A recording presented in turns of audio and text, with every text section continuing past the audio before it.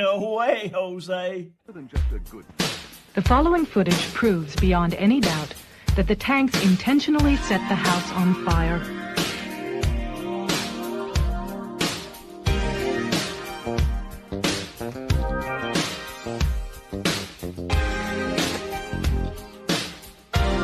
It proves that the Branch Davidians were murdered.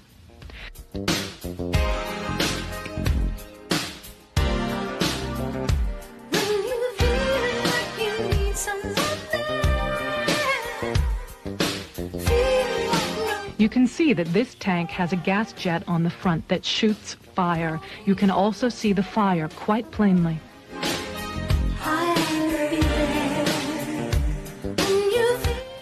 The tank goes into the house twice, and each time as it backs out, the fire at the gas jets is plainly visible.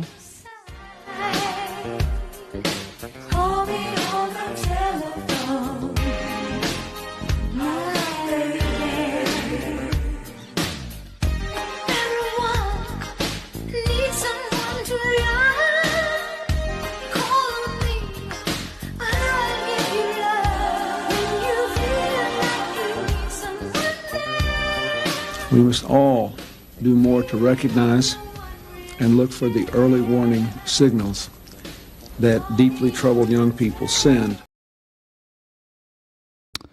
Good morning. Welcome to the No Way Jose podcast. This is the Morning Dump, and I am today's host, Jose Galison. We have no Austin here today. He should be back tomorrow, but part of the reason why he's not here today might get some of you guys excited. I believe he recorded another episode with Tripoli, I would assume. I didn't say specifically, but he did text me this morning, or last night, said he couldn't make it. And he said it's due to, he did another episode last night. So I would assume, I'm going to go to assume that was his Sam Tripoli. So he did another one of whatever this is, which I'm feeling very left out, but it is what it is. What's going on here, though, is, like, as you can tell, we already did last night. For those of you who watch, like, all of our content, you know that. We were live last night, and it was, like, after. I went to bed right to bed after. It's late. I'm Easter time. That's fucking almost midnight. And then, but he's over in Cali, Austin, and so is Sam. And so it was, like, I'm assuming probably, like, literally like an hour or two after, which would be like 8 or 9 o'clock their time. They're probably like, oh, let's do it. And so, because the first couple times I did this, I did get a text from Sam, but I was dead asleep, because this is what he does. He waits till like late at night in California, and then it's like, I'm gonna throw together an episode. And he hits up Austin, and he hits up Brad Binkley, and he's like, let's do an episode. And they're like, okay.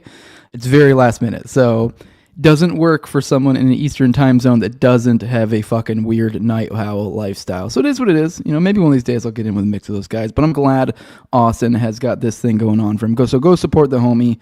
I'm glad to see his profile jumping. It's cool. That's part of why I sort of took him under the wing to begin with, because I was like, damn, this dude's cooking, and he's gonna go places, and I'm looking forward to see where he goes. And that bird's gonna fly the nest, and he's gonna do big and great things. I do think Austin's going to be he's going to do some big shit, so in my opinion. So he puts out some great content. I'm a big fan of Austin, so I'm excited to see him grow. I think one day his profile will probably dwarf mine. So, and that's okay. That's all right with me. I found something special, and I boosted it out there. But I see you guys in the chat. See Daniel Gloflin. I don't know if I've seen you in this chat before. And Adam Tom Bobby, Pollo Paradis. Hey there. Tyler's in there. Said who done it. We got there's him again. Dracul Kokatan. I don't even know how to say that one. Arcane Arsenals. Yeah, I got a couple tabs from you set up in already to get into Alan Mofo Bobo. Ooh, I have a tab from you as well. King David, what it do? And then you just started watching the Gladio episode we did on with Sam recently. Hell yeah, dude. With that, actually no more. Let me see. There got Civil Messenger, Screwed Up Rebellion. Tyler saying I have an apprentice. I don't know if I'd call him an apprentice. It was more just that, like, I could tell he had a really, really good set of skills and produced great content. And I was like, he didn't have a big profile at the time when we first started hanging out. And I was like, I'm going to try to lend whatever bit of that I can over to him. That way I can fucking make this pop, because he's the shit. I love Austin. Great content. And I know that's, at the end of the day, that's kind of what I like to do, is I like to just put good stuff out there in the world. And I don't know, that's kind of what networking is, and kind of I've been a big fan of forever the concept of, like, the rising tide raises all ships. So And that's kind of where I'm at. So it's like by raising up other people, I think, and in turn, you kind of raise up yourself. So I don't know. With that, let's there we go. We see Tom said Austin's great, but needs Jose to steer and hit the brakes when necessary. We've talked about this on the show before, and I actually somewhat kind of agree. But I think he's getting better and better into where like, someday, one of these days, he won't need me. But I don't know. Maybe I'll adapt to be color commentary, and I can stay around him. I don't fucking know. Either way, it's great. I love seeing the homies succeed. It's dope. But with that, I do want to remind you guys real quick that if you guys want to support this show, you can and get some product out of it. You can go over to NWJ.com, get one of these safety blade thingamadoodles. I dig it big time. It's much better than the multi-blade cartridge nonsense. You know, the usual thing that most people shave with. So if you're watching this, obviously the audio people later aren't going to have the advantage of looking at this. You can see this cool little sleek design they have here. That's a single blade. I mean, there's two sides to it, so you can switch. But the idea here is it's kind of like a barber shave in the sense it's a single blade, but it's the same convenience of a multi blade and like the little shavy thingy. So you got with that though, it's better in my opinion. This is not even my opinion. I think it's pretty much damn near objective. This is just better altogether. You look at this thing, it gives you a much smoother shave. I mean, you're looking like a baby smooth face after this.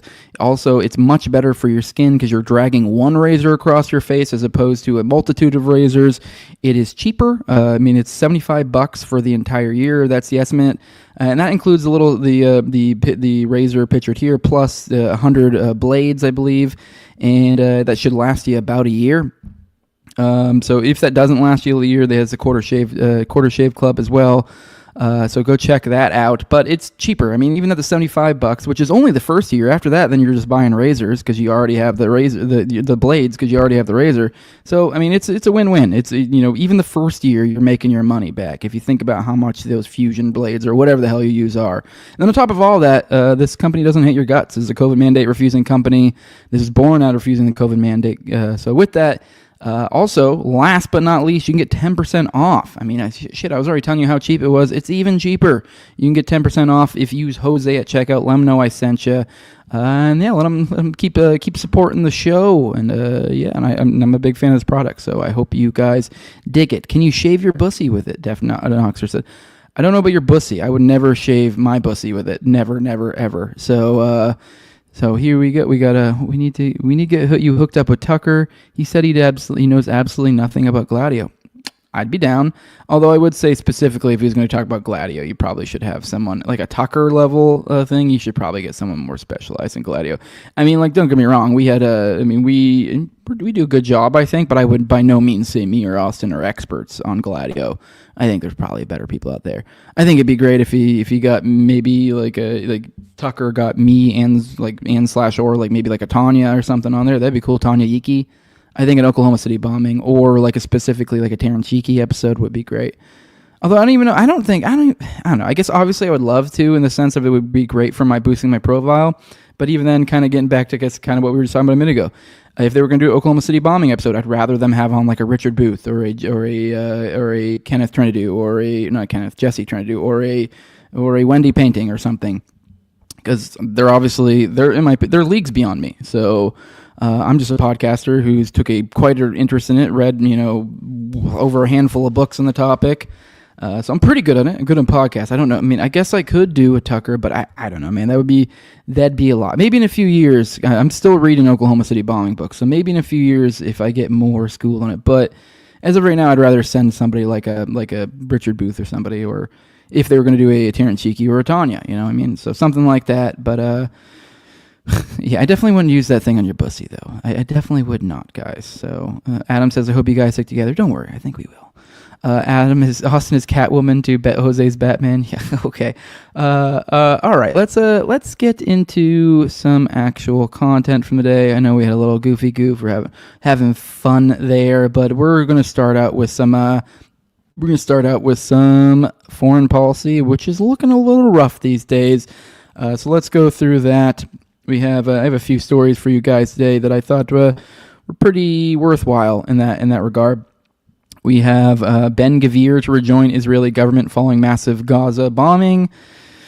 which I don't know. I guess we can read this real quick. But all right, Itamar Ben-Gvir and his Jewish Power Party have agreed to rejoin the Israeli government of Prime Minister Benjamin Netanyahu following the resumption of large-scale Israeli bombings on the besieged Gaza Strip and the mass slaughter of Palestinians. Ben-Gvir resigned from his post as National Security Minister in response to the Gaza ceasefire deal. We welcome the return of the State of Israel, led by Prime Minister Benjamin Netanyahu, to intense fighting, Ben-Gvir wrote on X.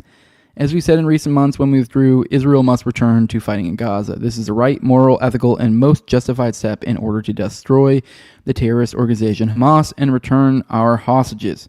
According to Haaretz, the Israeli cabinet is set to approve his return on Tuesday, and the Knesset is expected to approve it on Wednesday. He's one of the most extreme politicians and an outspoken proponent of the ethnic cleansing, of the ethnic cleansing of Gaza and the establishment of Jewish settlements in Gaza. I will be very happy to live in Gaza, Ben-Gvir said in an interview last year when discussing the potential of settling the territory. Anyway, the rest is just kind of recapping the current situation. You guys are aware of that. The big reason I wanted to bring this up is, speaking of tinfoil hat, as we just were a minute ago, not this last episode, but the episode before that when me and Austin went on, because this is the second time me and Austin have gone on tinfoil hat together. We went on about a month prior to the most recent one. And that one was like in the moment, kind of like cuff a. What's the word I'm looking for? Cuff of the moment? What the fuck is the expression I'm thinking of? Just a last minute thing, I guess. Whatever. There was an expression I was thinking of, but it was a last minute thing where he hit us up and was like, "Oh shit, let's do a fucking tinfoil hat." And we're like, "Okay," and we did one, and it was kind of like we covered a lot of the Gaza stuff going on at the time, and I remember talking about this because at that time, that's when Ben-Gvir. This is around the time of the ceasefire, and this is when Ben-Gvir stepped out, and I believe there was somebody else as well.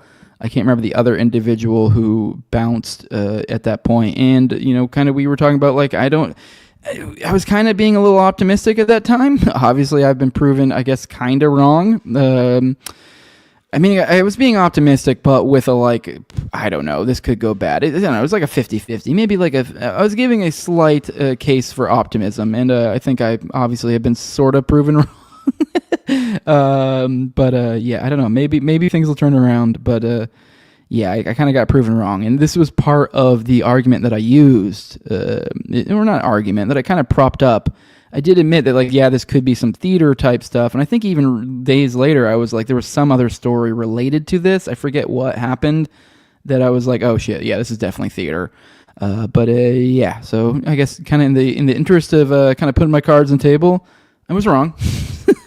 I guess I say I was wrong, but it's not even like I actually made an assertion of any kind. But it was the implication was like, I don't know, there's a case for optimism. I guess I was just kind of hoping to put optimism out in the world. And, kind of sometimes it's like this fake it till you make it thing. I don't know. Even then, it was at that time when the ceasefire was happening. This was at the time where the Trump administration was coming in. And I'll be honest, I guess I sort of got caught up a little bit in the optimism of the time. I think a lot of people did. I'm by no means have ever really been someone who was on riding Trump's coattails at all. So I'm not guilty in that sense. I've been but I've definitely oh shit, was pleasantly surprised, was kind of well shit, if you pair all these other things, the USAID that was going around all the time, and you pair that with the ceasefire at the time, it was like, oh shit, maybe things will look up. But, obviously, I'm pretty sure I almost certainly probably caveated with obviously you got $100 million from Mira Madelson. So yeah, I don't know. Here we are. Here we are. I was wrong, guys. So I'm not always right, just mostly right. So, all right, let's pop back in the chat, see what you guys have to say. Cut the cuff off the cuff. That's what I was looking for. Off the cuff. There you go. That's the expression I was looking for. There you go. Damn, man. All right. And then also someone saying Tucker claiming he knows nothing about Gladio is laughable. Obviously the implication that he's some sort of... I don't know. I wouldn't be the least bit surprised if Tucker doesn't. I know obviously you're implying that he's some sort of Fed or something. And it's like, haha, he's part of it. But you could be part of it and not know. And even then, Gladio, as we explained in our tinfoil hat episode, it's that's just kind of kind of colloquialism. It's not literally Gladio. Like the idea that like, oh, you know, that the any of these things would be titled Gladio. That's like, I mean, I'm sure there's mind control, you know, ops of some sort going on still. They don't call them MK Ultra, but we as a parapolitical community call it MK Ultra, kind of colloquially speaking, just kind of like that is not literally Gladio, like hell, even or MK Ultra, but or Gladio, whatever, depending which one, I forget which one I'm referring to, but either way, point being, it's a colloquialism. So you could literally be in Gladio, like in the sense that we're speaking of it, and not know that you're in Gladio. So, and hell, you could even be in literal Gladio and not know you're in Gladio. So someone says, great wall palette, Jose. Did the files explain the JFK's head just did that? Oh, that is the fun. Oh yeah, I remember. That is a fun conspiracy that JFK's head just did that. You're saying great wall palette? I mean, are you? I'm in my living room right now. There is no like. This is like. That's okay, I guess. I don't know. Clean up a little. Okay. I saw you. I think it was you commented that last night. Already dead. So I think you were. I don't know if you're confused and thinking you weren't looking at where I'm at right now, and you were thinking I'm still in the same place as last night. Last night I'm in my sitting room, which is adjoined to my master bedroom, and that's where I have all my nerd shit and stuff in there. So that's probably what you're speaking of. So, but thank you. Yeah, they used to be very, very nerdy. I don't read comic books near as much as I used to, but that's kind of why I have all that stuff. Hopefully, over time, as maybe if I get to. I don't know, as I collect more books and stuff like that, it'll become more of like a combination of like political theory and like comic book type area. Maybe a little less comic booky. It's a little it's too comic booky right now. I'm not that comic booky. But all right, let's so here we go. I'm scrolling through here. Someone says I think the 100 million is really overblown. That's like the price for access more than anything, in my opinion. Trump was predisposed to doing this shit, same as Biden. Said Abrogate D's. Yeah. I mean, they were predisposed either way. Yeah, whether they got the 100 million or not. That's just more of like a, kind of really is like secures that like that's for sure happening. So, Screwed Up Rebellion says Tucker is very good at hiding his power level. Someone said every time I mention the Wally trips, I don't think you've only mentioned it twice. I just saw it last night and today. Someone says Tucker listens to Thomas 777. Did I say that enough times? He definitely knows about Gladio. Okay. All right. Well, maybe he does. All right. I don't know. I'm not sure what he knows. All right. Let's get into the next story. Ben Gvir to read. Wait, did I just do that? No, I just did that. I forgot to change over. I'm fucking retarded. Ben Gvir. Right. I did just do that one, didn't I? Yeah, I swear I did. Okay. I'm retarded. I still had I'm an idiot. Here we go. I had the right tab up. I just was looking at the wrong one. You guys are seeing the right one. This is why I need to get a producer one of these days from these morning shows. You guys, help me get really big. I need to get the show really big so we can get a producer, just because it is a fucking pain in the ass flicking through all this shit. Here's Smotrich says Israel has been planning resumption of Gaza slaughter since new IDF chief took over. Israeli Finance Minister Bezalel Smotrich said on Tuesday, which actually I want to take a moment. I keep meaning to, and like you see these names like this, Bezalel, Smotrich, and we just, what was it, Ben Gvir, Netanyahu, what's the other one? We had the one prime minister like Barak, I can't remember his name, Ehud Barak, and like apparently I watched something the other day. I didn't know this. This is new. I've stepped up my anti-Semitic information game. I didn't know this one. I was surprised. It's very rare that I learn an anti-Semitic factoid that I hadn't heard before. But I heard the other day that apparently, and you'd think this would be one I would have heard about before. I don't know if it's maybe I just somehow missed this one. Maybe it's not widely spoken about. But apparently, I guess like basically every single Israeli prime minister, and I would assume probably some of the cabinets. That's kind of why I'm mentioning it here. We have the finance minister individual here. But apparently every single one of the prime ministers from the beginning of Israel has changed their name to make it sound more Middle Eastern. The reason being is because remember where these people come from. These are These are Europeans. These are Europeans. These are not fucking these are not people from the Middle East. I mean, the whole ancestral homeland nonsense is beyond the most ridiculous and retarded thing. And it's hard to take seriously when you see people say that. And I don't know, you see it too often, but it is retarded. Especially if you do think about the whole supposed ancestral homeland nonsense is Actually, no. The people there, like the Christians, the Jews you were thinking of, most of them interbred with the people in the area, and are like, so this people you're speaking of are literally the current Palestinians. So those are the Jews you speak of. They are now the Palestinians. A lot of them, at least. So, I mean, don't get me wrong. Some of them I'm moved around and did this and that, but the idea that it's ridiculous. It's just ridiculous. And the idea that you're going to have pass on property rights over well over 1,000 years amongst a religious group, as opposed to, I mean, I don't know. I mean, it makes sense maybe in a property rights sense to do it along the lines of like a familial relations, although I guess I will say technically you can will your property to anything. But either way, we're talking about like literally like a millennia of time between. So like the idea that you're going to be able to litigate this property right thing is retarded. And the idea is just like, well, we're Jews, so we get this spot. And you're like, no, that's not how that works. That's a retarded like understanding of property rights. Like that is the most retarded like concept of property rights. I mean, although to be fair, they don't give a shit about property rights. They're just like bouncing and be like, bitch, this is mine. So, yeah. All right, enough of that. Either way, I just want to let you guys know that new little anti-Semitic factoid I learned. But yeah, no, they all have names like Glasovich or something. I don't know. That was just the first name I can think of. Like these European-sounding names, you know? So Israeli Finance Minister Bezalel Smotrich said on Tuesday that Israel had been planning to resume its genocidal war since the Israelis' military new chief of staff, Eyal Zamir, took the position on March 5th. As we promised and explained, the IDF returned tonight to a powerful attack on Gaza with a goal of destroying Hamas, returning all the hostages, and removing the threat posed by the Gaza Strip to Israeli citizens, thereby restoring security to the residents of Israel's encirclement and all Israeli citizens over time, Smotrich wrote on X. This is a gradual process that we have built and planned in recent weeks since the new chief of staff took office, and with God's help, it will look completely different from what has been done so far, he added. When the Gaza ceasefire deal was first reached, Smotrich said he received assurances from Israeli Prime Minister Benjamin Netanyahu that the full deal wouldn't be implemented.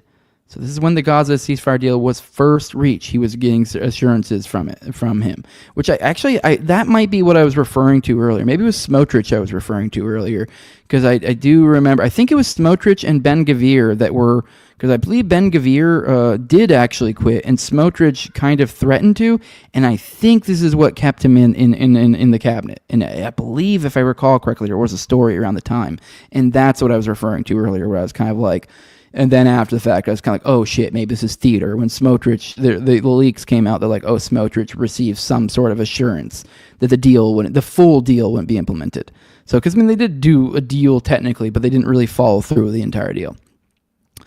He said Netanyahu vowed that Israel would restart military operations after the first phase of the ceasefire with the goal of taking over the entire Gaza Strip, which is exactly what they have done. So there you go, with the goal of taking over the entire Gaza Strip. So it seems to be I mean, we already got the first part, that like, hey, they're back at it.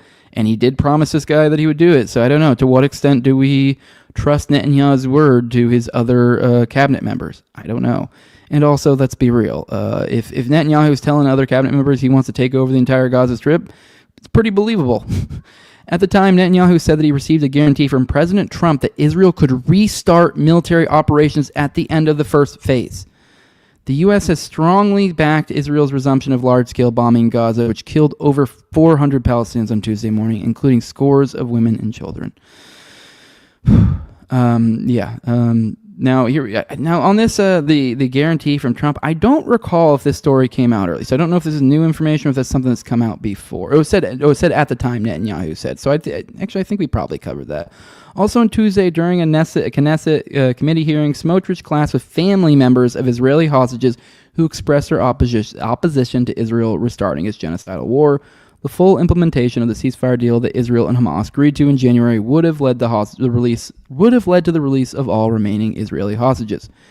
This is in quotes. This is Smotrich. He said, "We heard you. Get out. We are continuing. Stop thinking you have the right to take control of the conversation and not allow others to think differently from you. We too paid a price. Let's not have a competition." Keep in mind the context here is he's literally talking to the families of the hostages. So, yeah, who are not happy about this. According to the Times of Israel, Smotrich then instructed Knesset guards to escort the hostage family members out. One relative replied, saying they hadn't been heard. Smotrich replied, "We hear you too much." So, and keep in mind, this is, the two takeaways from this one. These are the this is the forward-leaning, like, PR right here. The hostages, which for one is retarded, because they would have more hostages back by now, and they're going to end up likely getting most, if not all, of the hostages killed from this, where they could have just continued along with the deal and kept getting more and more hostages as was already planned. But either way, for some reason, they decided to completely change the deal that they agreed to and go, no, you give us all of them or we'll kill you. Let's be real. We all know full well that was, you will give us all of them or we'll kill you. And if they did give them all of them, they'd still kill them. So let's be real. The idea that they're going to turn over hostages and this is going to end it, no. This is literally Hamas's only leverage. While I don't necessarily agree with the concept of like holding on hostage or whatever, it is their only leverage. It's kind of was the only thing keeping them from anything happening to them, really. So now that leverage is thrown out, and it seems that Israel is content with allowing their hostages to die. So the idea that you would go hostages, and this is your forward-leading PR is kind of ridiculous. And then on top of that, then you see how the people in Israel are actually treating them and their opinions on this. So... And then the other thing I want to add to, obviously, keep in mind with that, the latest from, Israel and from the United States is, posturing as this is Hamas's fault that the bombing started. They were being inflexible. They're unable to work. This is, it's Hamas's fault. This is happening. So this is on Hamas. This is the push. So, and in relation to. And they kind of point to the hostage thing, the idea of that. But keep in mind, as we just read this article, that they had these agreements from the beginning and that they were making these plans. So the idea that this has anything to do with the hostages whatsoever is ridiculous. There have been multiple things along the ways that have shown that they were never intended on, actually working in good faith. I'm assuming this was likely probably Trump came to Israel and said, hey, I'm about to come into office. I need you guys to chill the fuck out for a little while, and then we'll fucking have your back. That's the only thing that really makes sense to me. I mean, given the timing, it made sense. Like as he was coming in, I think this, if I recall correctly, I think the ceasefire deal was starting before Biden even left office. So there was also like, appearances wise, it was quite the move for Trump. So. But I think that's kind of all it really was window dressing, as we're kind of seeing. I mean, not all it was. Obviously, their aid got in people. So, I mean, there is a positive to it in the sense that, like, hey, the death stopped for a while, and, but currently they're being bombed to shit, and they are being starved out. So, here we are. All right, let's check in the chat, see what you guys have to say. Morning, boys, from Eddie Grimm. Israel's the only one who shouldn't be trusted with nukes. He says, Adam... let me see. Israel invented terrorism, and now they call everyone terrorists. Exactly.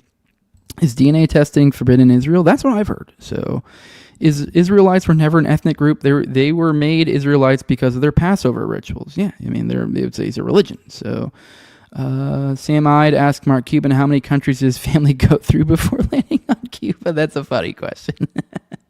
All right. That's a good one. Jose just found out about the name changers. I mean, I assumed that these guys like changed their name at some point, but I guess I just didn't realize that like they were literally like they just operated one name and then would change. So it was like, I guess I just assumed that like generations. I don't know, like kind of the idea of a lot of there's a lot of Jewish people that have stateside and I don't know, that have changed their names. Actually, it's pretty common from like Italians too, because there's once again the 109 countries. So you have all these people were Jews and changed their names to adapt. So I assumed it was kind of a similar type thing to that, where like, the first or second or whatever generations did that. And then from there, obviously, then it just becomes an inherited name, I didn't realize it was like, no, they were born with like, I don't know, trying to think of a fucking European sounding name, but they were born with said European name and then changed it before they became prime minister. So I don't know, I thought that was interesting. All right, I'm scrolling through you guys to the chat real quick. Trump equals Operation Warp Speed. Yes, for sure. Normie's going super over JFK shit, which we're about to get into some JFK shit. And he says, us skizzles already knew what's up. So, Bobo, it's got to leave. See you, bud. Yeah, I'll see you around. Which is a bummer because I actually have I'm giving you a little bit of a concession today for the whole me missing St. Patty's Day. So, all right, let's keep going. Like the Italian mob, somebody says in reference to the whole Jewish thing. Judaism is a faith no one has given to God's chosen people. Palestine Zionist pigs have taken over Judaism. Okay. All right, let's get into the next story. Here we go. This goes more into the hostage stuff. Families of Israeli captives furious over resumption of war on Gaza. Protests erupt as families say Benjamin Netanyahu's government is killing the hostages, which they are. This is by Nadav Rapaport in Tel Aviv. And this is from the Middle East Eye. Romi Gonen, who was released as part of that ceasefire agreement, expressed grave concern for the safety of the remaining captives. My heart broke this morning, Gonen wrote on her Instagram account. I will never forget the moment I heard the booms in captivity when the deal was blown up and I realized that I would not be returning anytime soon. So this is from the perspective of an actual former captive. So, think about it from their perspective. It's like, dude, they're just like, you gotta know that's like, dude, just fucking give them whatever they want so I can go home. Like, so as soon as you start hearing bombs going off, you're like, oh shit, I'm fucked. Gonen went on to appeal to the Israeli public and the government, and I beg the people of Israel, we have to fight for them. The government of Israel, get them out. This is the most urgent thing. They are running out of time. The soldier Daniela Gilboa, who was released from captivity, also expressed her concern and exasperation. Abandoning them again, ditching them again, war again. Gilboa posted on social media. Yarden Bibas, a former captive, husband of Shiri Bibas, and father to 4-year-old Ariel and 9-month-old Kafir, all of whom died in Gaza, which, if you guys recall recently, this was a big deal. The Bibas family, this was a big deal that was like, essentially this is what they were, grandstanding about Israel because his family died, and then it became, were they killed by Hamas? Were they killed by some other terrorists? Were they killed by Israeli bombs? Because initially it was reported way back when it was by Israeli bombs. Then later they go, oh no, Hamas killed them. And the story was, Israel just fucking damn near every other day it comes out with some unsubstantiated story with no proof whatsoever that's just absurd. Like they're for example, they were saying that the story was that they murdered them with their bare hands. The children and the mother or something like that. It's just bizarre.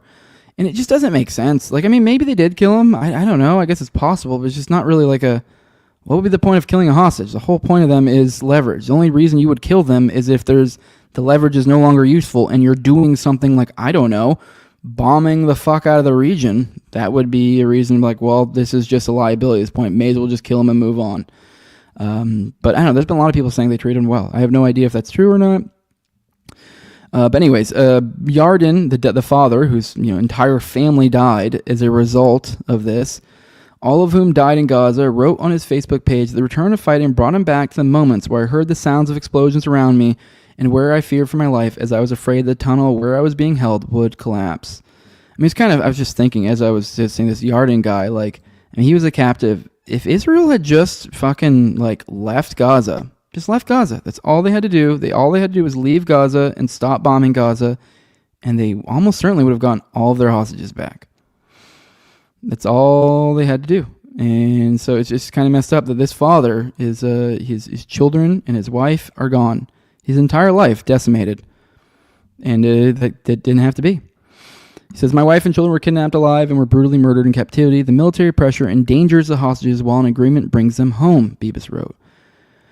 The Hostages Missing Family Forum, the main organization of the captive's family, is protesting the war's resumption. We are shocked, outraged, and anxious by the deliberate shattering of the process to return our loved ones from the terrible captivity of Hamas. The forum sent a statement for calling for protests in Jerusalem. All right. I'm going to go ahead and we're going to go ahead and kill that one because, whatever. You got the gist. I just kind of want to take a second to read that. But let's get into the next one. We're still bombing the Houthis, guys. Who would have fucking thought? Who's surprised? I'm not. So, all right, let's go ahead and get into this one. All right. Here you go, Arcane Arsenals. I have an idea. Let's stop killing them until the hostages come back. Jays, nah. So, all right. Yeah, Israel has every incentive to kill the hostages. Exactly.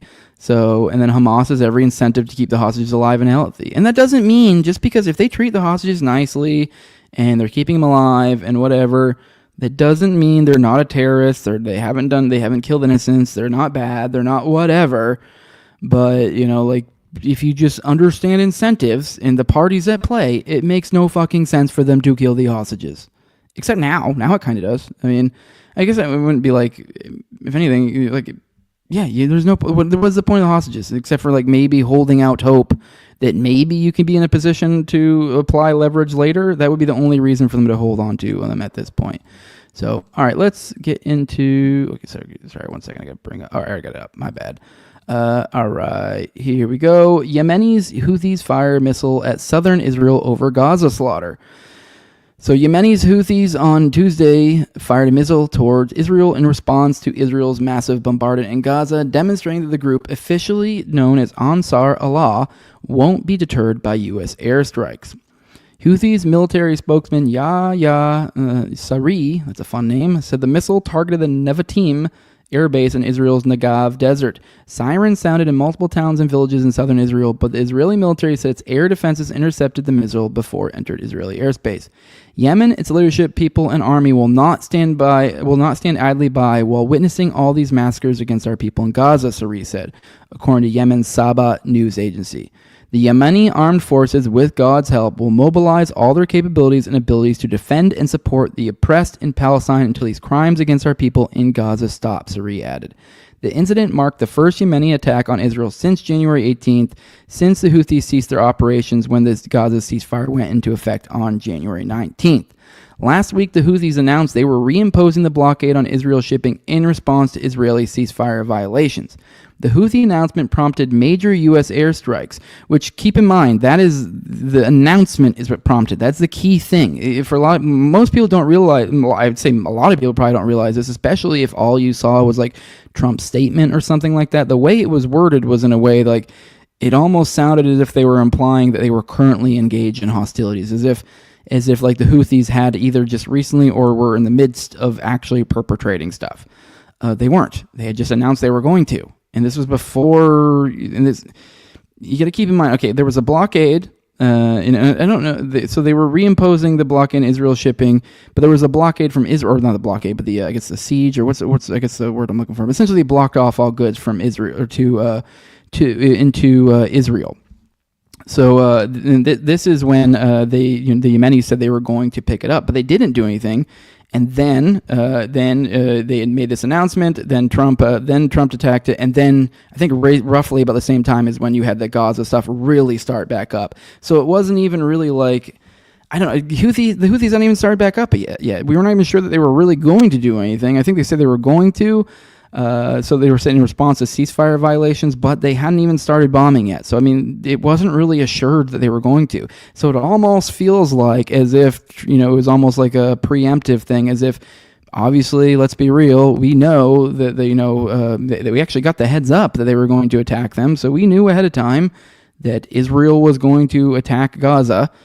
So it makes sense that then we would then go, oh, okay, well, we'll attack Houthis around the same time. I think it was a little bit before, if I recall correctly. It was like the day before, maybe half a day before that we attacked the Houthis. But yeah, it would make sense. Oh, you attack the Houthis while we attack Gaza, especially since the Houthis were likely getting ready to. The Houthis would have almost certainly done some shit as soon as Israel popped off like they did. But we kind of sort of fucked that up for them a little bit. But it doesn't seem like that's going to be the case, though, because it doesn't seem like they're deterred like at all. So as everyone who's been paying attention to Yemen for any significant period of time would have told you, any honest person at least, yeah, they've been through hell and they just keep on going. So the idea that, oh, this would do it, no, that's retarded. Like, they've had hundreds of thousands of people die in that country due to the Saudi Arabia blockade supported by us, and that didn't get the results you were looking for. The idea that that's going to happen now is ridiculous. So, but anyways, all right, that's enough for that article. I just want to let you guys know that they're still bombing. We're still bombing over there, they bombed Israel. So, and I don't know, let's be real, we're probably going to end up bombing them. So again, So I don't know. We'll see how many times you do this back and forth, this silly little fucking dance with them. Hopefully not long. So here we go. Let's pop back in the chat. It's a good morning, everyone, from Curtis. Israel kills their own citizens so that they can't be taken hostage and uses bargaining chips to screw the rebellion. Hannibal directive. Big facts. Super nice of the terrorists to tell us what they're going to do beforehand. Yeah, I mean, well, because they're being... and while it is like, I don't necessarily agree with attacking shipping lanes, in a certain sense, this is like a humanitarian response to Gaza. So, yeah. I mean, I don't know. And end result, we bombed the ever-living fuck out of them. And they didn't even do anything yet. So it's like, they like, I don't know. All right, whatever. Let's move on to the next stuff. Let's start digging into some JFK stuff, boys. Here's Tim Pool. This is JFK release 104-10170-10145. He says, anyone know what this is about? And this is Memorandum. Ramparts. John Garrett Underhill Jr., Samuel George Cummings, and Interarmco. It says, 1, the Ramparts of June 1967, Volume 5, Number 12, page 28 through 29, contains the following passages about subjects. It says, the day after the assassination, Gary Underhill left Washington in a hurry. Late in the evening, he showed up at the homes of friends in New Jersey. He was very agitated. A small clique within the CIA was responsible for the assassination, he confided, and he was afraid for his life and probably would have to leave the country.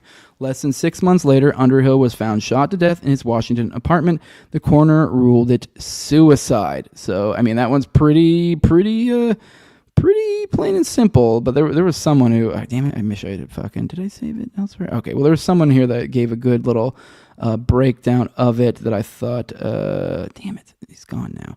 But anyways, yeah, it's exactly what it sounds like. This guy, this dude fucking essentially said, there was essentially, I believe, like some sort of from what I saw, this was I believe he talked to some sort of, the Ramparts is what this guy talked to Ramparts, and he essentially said this, and he did die later. So this is legit. This is something that came out. So I don't know, something to look into more later. I know there are a ton of deaths around the JFK thing. I never really got too deep into JFK stuff. I'll be honest, it's kind of always just a little bit bored me because it's like, I don't know, it's kind of old. I mean, I don't know. I guess maybe it's because I just kind of know it's like, yeah, we've kind of covered the fuck out of this. I mean, I don't know. I think, and I also was kind of like, yeah, CIA did it. I mean, I don't know. What more is there really for me to look into about this? It seemed pretty cut and dry. So that's kind of where I've been with it. So I don't know enough about this stuff, but that is particularly interesting. So the coroner ruled this one suicide. All right, here's another one. Here's from Arcane Arsenals. He said right here. Let's start up here. He actually shared two of them. Here's one from Nick Fuentes from the JFK Files. The CIA has no objection to declassification and/or release of information in this document except these words. The Israeli Intelligence Service. So, like, you can see right here. You can see, boom. You can see the document. CIA has no objection to declassification and/or release of CIA information in this document except brackets. And then you see the brackets right down here. And in brackets in this document is the Israeli Intelligence Service. There you go. And this was written by Lee in 1998, 8/7 to August 7th, 1998. Someone put this little annotation in there. So that's, tells you something, doesn't it? Tells you a little something. All right, let's scroll down. What the fuck, dude? Oh, never mind, my bad. Here we go. Over here. Damn, shit, dude. You shared a bunch about it, didn't you? Here's another one from Arcane. Says, imagine that. Gary Underhill said the CIA was responsible for JFK's assassination. Committed suicide. Oh, that was the guy we just talked about. Cool. Gary Underhill. This guy killed himself. So that was the one we were talking about. Here's the full document. This is the day after. So we read the first part bit. The coroner ruled it suicide. And it says below it, J. Gary Underhill had been an intelligence agent during World War II and was a recognized authority on limited warfare and small arms, a researcher and writer on military affairs. He was on a first-name basis with many of the top brass in the Pentagon. He was also on intimate terms with a number of high-ranking CIA officials. He was one of the agency's unpeople who performed special assignments. At one time, he had been a friend of Samuel Cummings of Inter-Armco, the arms broker that numbers among its customers the CIA and, ironically, Klein Sporting Goods of Chicago, from whence the mail-order Carcano allegedly was purchased by Oswald. Okay. At one time, he'd been a friend of Samuel Cummings, whose customers were Klein Sporting Good, the one who sold the Carcano. Okay.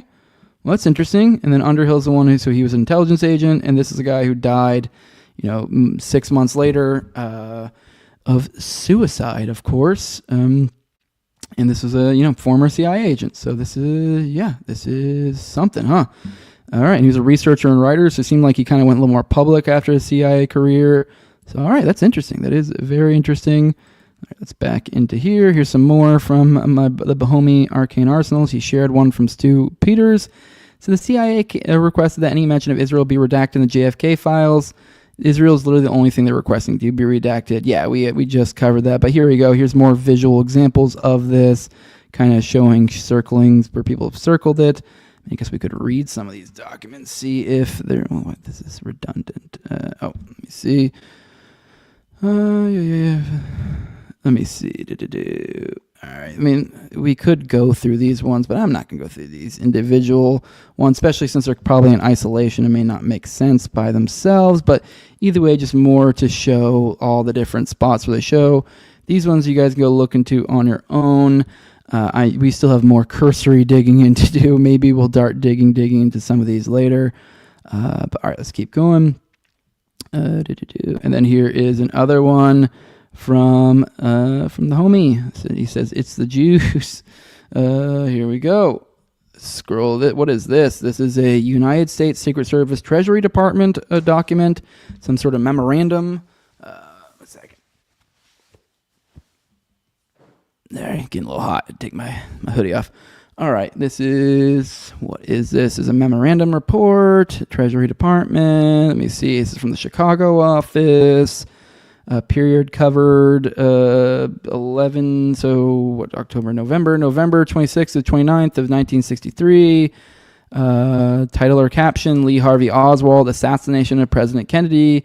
Investigation made by special agents Edward Tucker and Joseph Noonan. Noonan, oh, that's funny. Here, look up Noonan syndrome if you want to giggle. Or if you, I guess it's sad. I mean, it depends on how warped your mind is.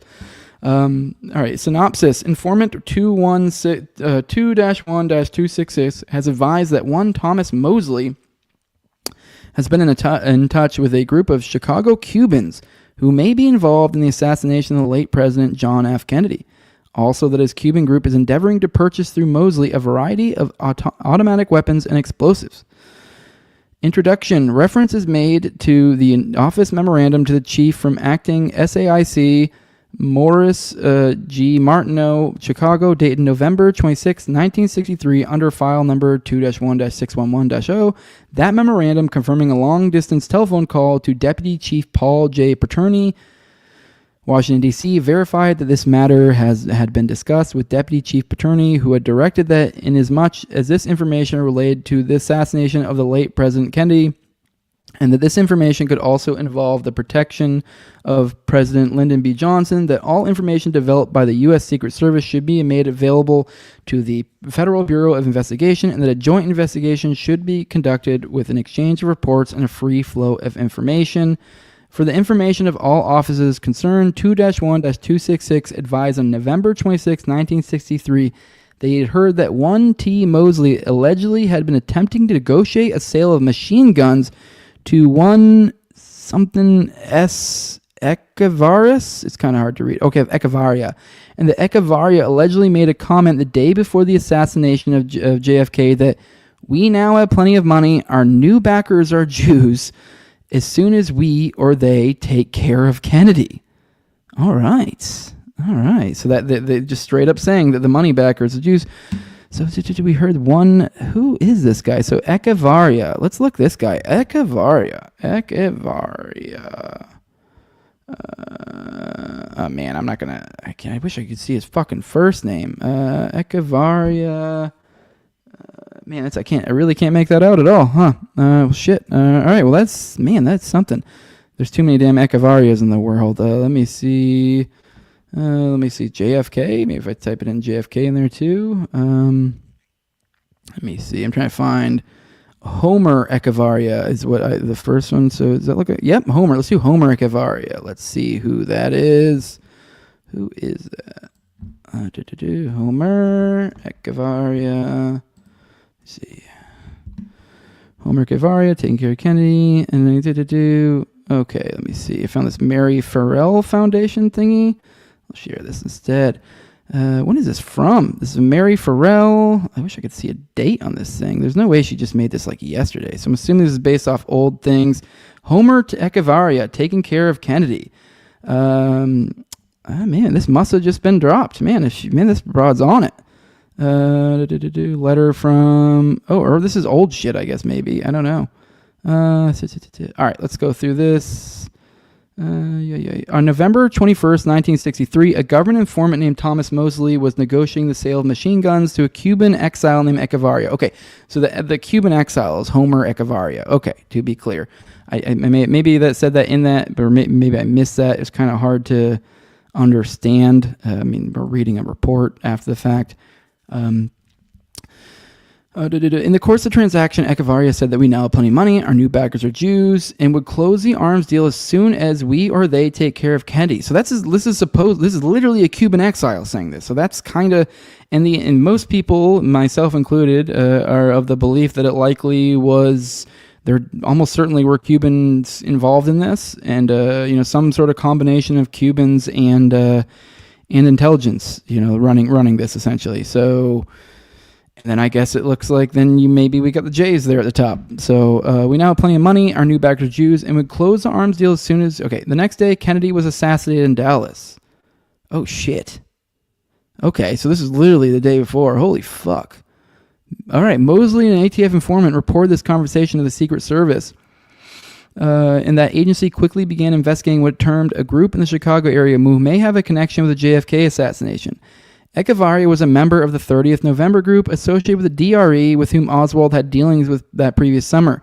Mosley said the arms deal was being financed through Paulo Sierra Martinez and his JGCE.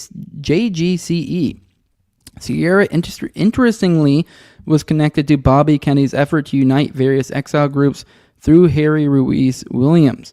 The Secret Service investigation was soon taken over by the FBI. The FBI quickly dropped the case, leaving this explosive statement unresolved. The Warren Commission received the Secret Service reports but did not direct the FBI to take any action in the matter. Worth noting is that in 1995, the Secret Service destroyed Presidential Protection Survey reports for some of Kennedy's trips during the fall of 1963, including the canceled Chicago trip planned for the beginning of November. Man, that's interesting. I really do want to know. I wish I could find a way to be able to tell when the hell she made this. Because, I don't know if maybe this is something that was already been unredacted for a while, because she has a document right here. I don't see any redactions there. I guess maybe I can compare it to the one I'm looking at. It looks, the one I'm looking at looks exactly the same. So I don't know if she either made this like literally last night, this person made this site, which I guess is theoretically possible, or this is information that's already been out for a while and it's just kind of getting thrown in here. Which, hey, if that's the case, that's cool. That might be one positive from all this in a sense, even if there isn't really anything meaningful in there, which I'm not even sure whether there is or not in the releases. If then maybe it's just going to get people to start rehashing old documents and go, oh my God, look at this, thinking it's like new information, which that's not necessarily a bad thing, especially as explosive as a lot of this stuff is. If this, like this one in particular, if this was something that was already unredacted, then that's something that hey, hell yeah, dude, fucking, hey, you kind of may have backfired a little bit if you were trying to do just some sort of fake little disclosure. You may have accidentally got people to look at old shit that's still pretty explosive that makes people go, oh, what the fuck is going on here? This is one of those ones that definitely makes you think, oh, what the fuck is going on here? So, all right, let's pop back in chat, see what you guys have to say. Did I not have that thing up the entire time? I'm sorry. When did I didn't have that on I'm such a dick. Here you go. Here's the documents. Here's the site I found, the Mary Farrell Foundation, Home Echevarria taking care of Kennedy, Homer Echevarria. My bad. I guess I didn't have that up the entire time. I'm a dick. I'm sorry. Let me check into the chat. Somebody said Owen Schwarrier got swatted last night. Sure he did. I don't know. I don't know. I don't really buy any of these. I mean, until I get swatted, I'm not going to believe it. Don't fucking swat me. But yeah, I don't know. Just all the people I've seen get swatted are like kind of people in a certain type. You know what I mean? Like and I think I've talked about the show already. Like you know, with the whole misfit stuff, Patriot stuff recently, there was that one guy that he had on a show when we were making fun of him. He has something like 300,000 followers, and he got swatted literally the next day after we were teasing him on Tower Gang. So, yeah. Sorry, I had a brain fart, but I forgot. Sorry, I was looking at the chat and something distracted me. But yeah, no, the fuck was I even talking about? Oh yeah. The idea of like when it comes to swatting, I don't necessarily. Yeah, like that guy, he got swatted. He has like 300,000 followers, but I get the feeling it's like super duper artificial because, you know, I go over to Misfit Patriots channel, and apparently he has a regular recurring thing with fucking with that dude where he's like a regular. I don't know if it's weekly, if it's monthly or semi-weekly. Like anyways, he does regularly, and it makes almost no difference at all. Like no noticeable difference in the views. And Misfits Patriots views are like literally like 50 to 100 per stream. And by the way, I'm not trying to be like shitty in that, like, you know, there are people who do 50 to 100, but this guy has like almost 30,000 subscribers. So it's like, okay, now that's pathetic. Now, if you're somebody who has like 1,000 subscribers and that's what you're doing, okay, that makes sense. That tracks. But when you got 30, like something artificial is going on. But anyways, point being is there are, and I mentioned Chase Geyser as well, which I don't necessarily have anything against Chase Geyser. Once again, it's just that it was an it wasn't even a secret. I think I want to say he said it on Tower Gang, but it was never like a secret that he like bought like, I don't know if it was subscribers or views or Twitter followers or what it was or some combination, but it was very much like an artificial thing. And he kind of like, I mean, he had a podcast before he started doing InfoWars. And if you looked at those podcast numbers, you could kind of tell. It was like the views I think he didn't pay for. It was like subscribers and other shit like that. Because I think views might be harder to pay for, but like things like subscribers, it's easier. So yeah, I think every now and then, I think how it works when it comes to buying stuff, I think you can buy like individual things or something. Because you do see like every now and then where you'll see like a video that's blown up that seems artificial. And I think that's some of it. But anyways, point being is he kind of like faked it till he made it. And, you know, good on him. Like, hey, that clearly was a good business plan. He got hired by InfoWars. He's making more money than I am. That's for sure. So good on him. Maybe I probably should have done the same thing he did. But point being is if you look at these individuals, the way they move, I mean, it kind of is like, oh, it kind of makes sense. And then these are all the same people getting swatted. And you're like, oh, it's people that have like an artificial following to some extent that don't really have the social capital that people seem to think they have. Oh, now they're getting swatted, and they're all tend to be kind of the similar, you know, they're all like seem to be these InfoWars people who is like, let's be real. I don't know, the more I've seen I've been more paying attention to things like InfoWar. I didn't used to pay attention to it at all. I still don't really pitch. It's just kind of cursory. I'm more paying attention to it on the cursory, on the side, like than I would before. Now, since I'm like doing like a daily show, I'm producing content much more frequently. So I see these things. It just feels more and more and more and more and more like theater. Whether it is or not, I don't know, but it sure as fuck feels like it. It just feels like, this feels like perfect theater. And maybe they're just, in whatever, maybe just credit to them. Maybe credit to their operation. Maybe they're just really that good at taking reality and just, you know, making and sprucing it up to where like, I'm like, this feels like theater. So I don't know. It's hard to say. Let me see. Yeah, let me go. Night, fellas. Somebody's over in another country or somewhere weird. Good night. These documents are more just distractions to keep people chasing their tails while they finish looting the country, says John Doe. Maybe. Not to mention JFK's replacement started the Vietnam War, also the day after JFK died from arcane arsenals. Yup. Somebody says Corey Hughes goes deep. Yeah, people have mentioned that. Yeah. Did Jose post his cats yet? No, I have not posted cats. Do not swat me, Screwed Up Rebellion. I am not someone who's going to... I'm not willing to get swatted to be famous. I do not work for InfoWars. So here we go. Owen lied about being punished for January 6th for attention. I can't take him or anyone at InfoWars seriously. They're all attention-seeking grifters. There you go. That's kind of my point. You made it pretty damn well. Tyler says swatting feels fake and trying to make something of the guy who got killed last week. Yes, it does. I mean, I don't know if they're going that far with it, but it, yeah. All right, let's get into the next story.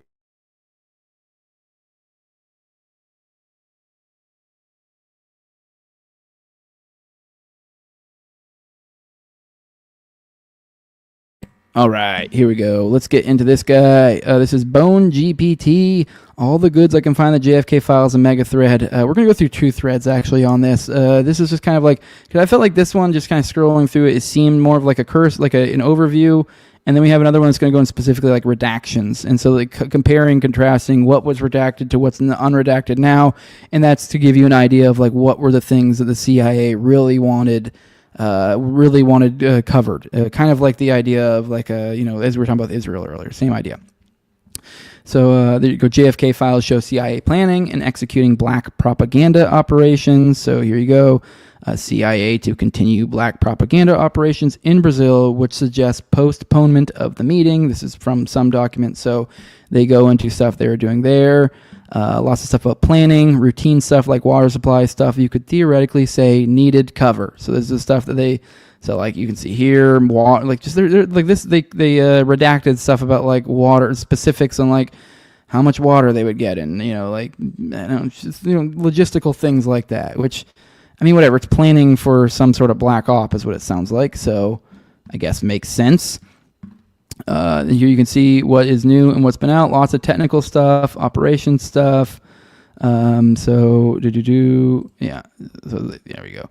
Acquisition of third country assets. So an extensive program at the. I'm not going to read that one. CIA admits to sending agents under the guise of students. They didn't want to admit that before. So we got that. Lots of this. So. So talking about targeting journalists. So this kind of goes into targeting journalists, foreign officials, international businessmen, foreign lawyers, crime syndicates, international detectives, and foreign police officials. Additionally, plans for the defection of lower-level Cuban officials abroad have been completed, and the search for targets and access abroad is underway. So that sounds spooky, for sure. CIA admits they work with the AFL-CIO for propaganda. They were planning to destroy crops in Cuba as an act of sabotage. Here we go. The CIA had plans to disrupt the Cuban nickel supply with sabotage. They didn't have internal assets, but had external assets willing to do it with specialized training. Interestingly, they wanted to deny Canadian nickel to the USSR as well. Okay.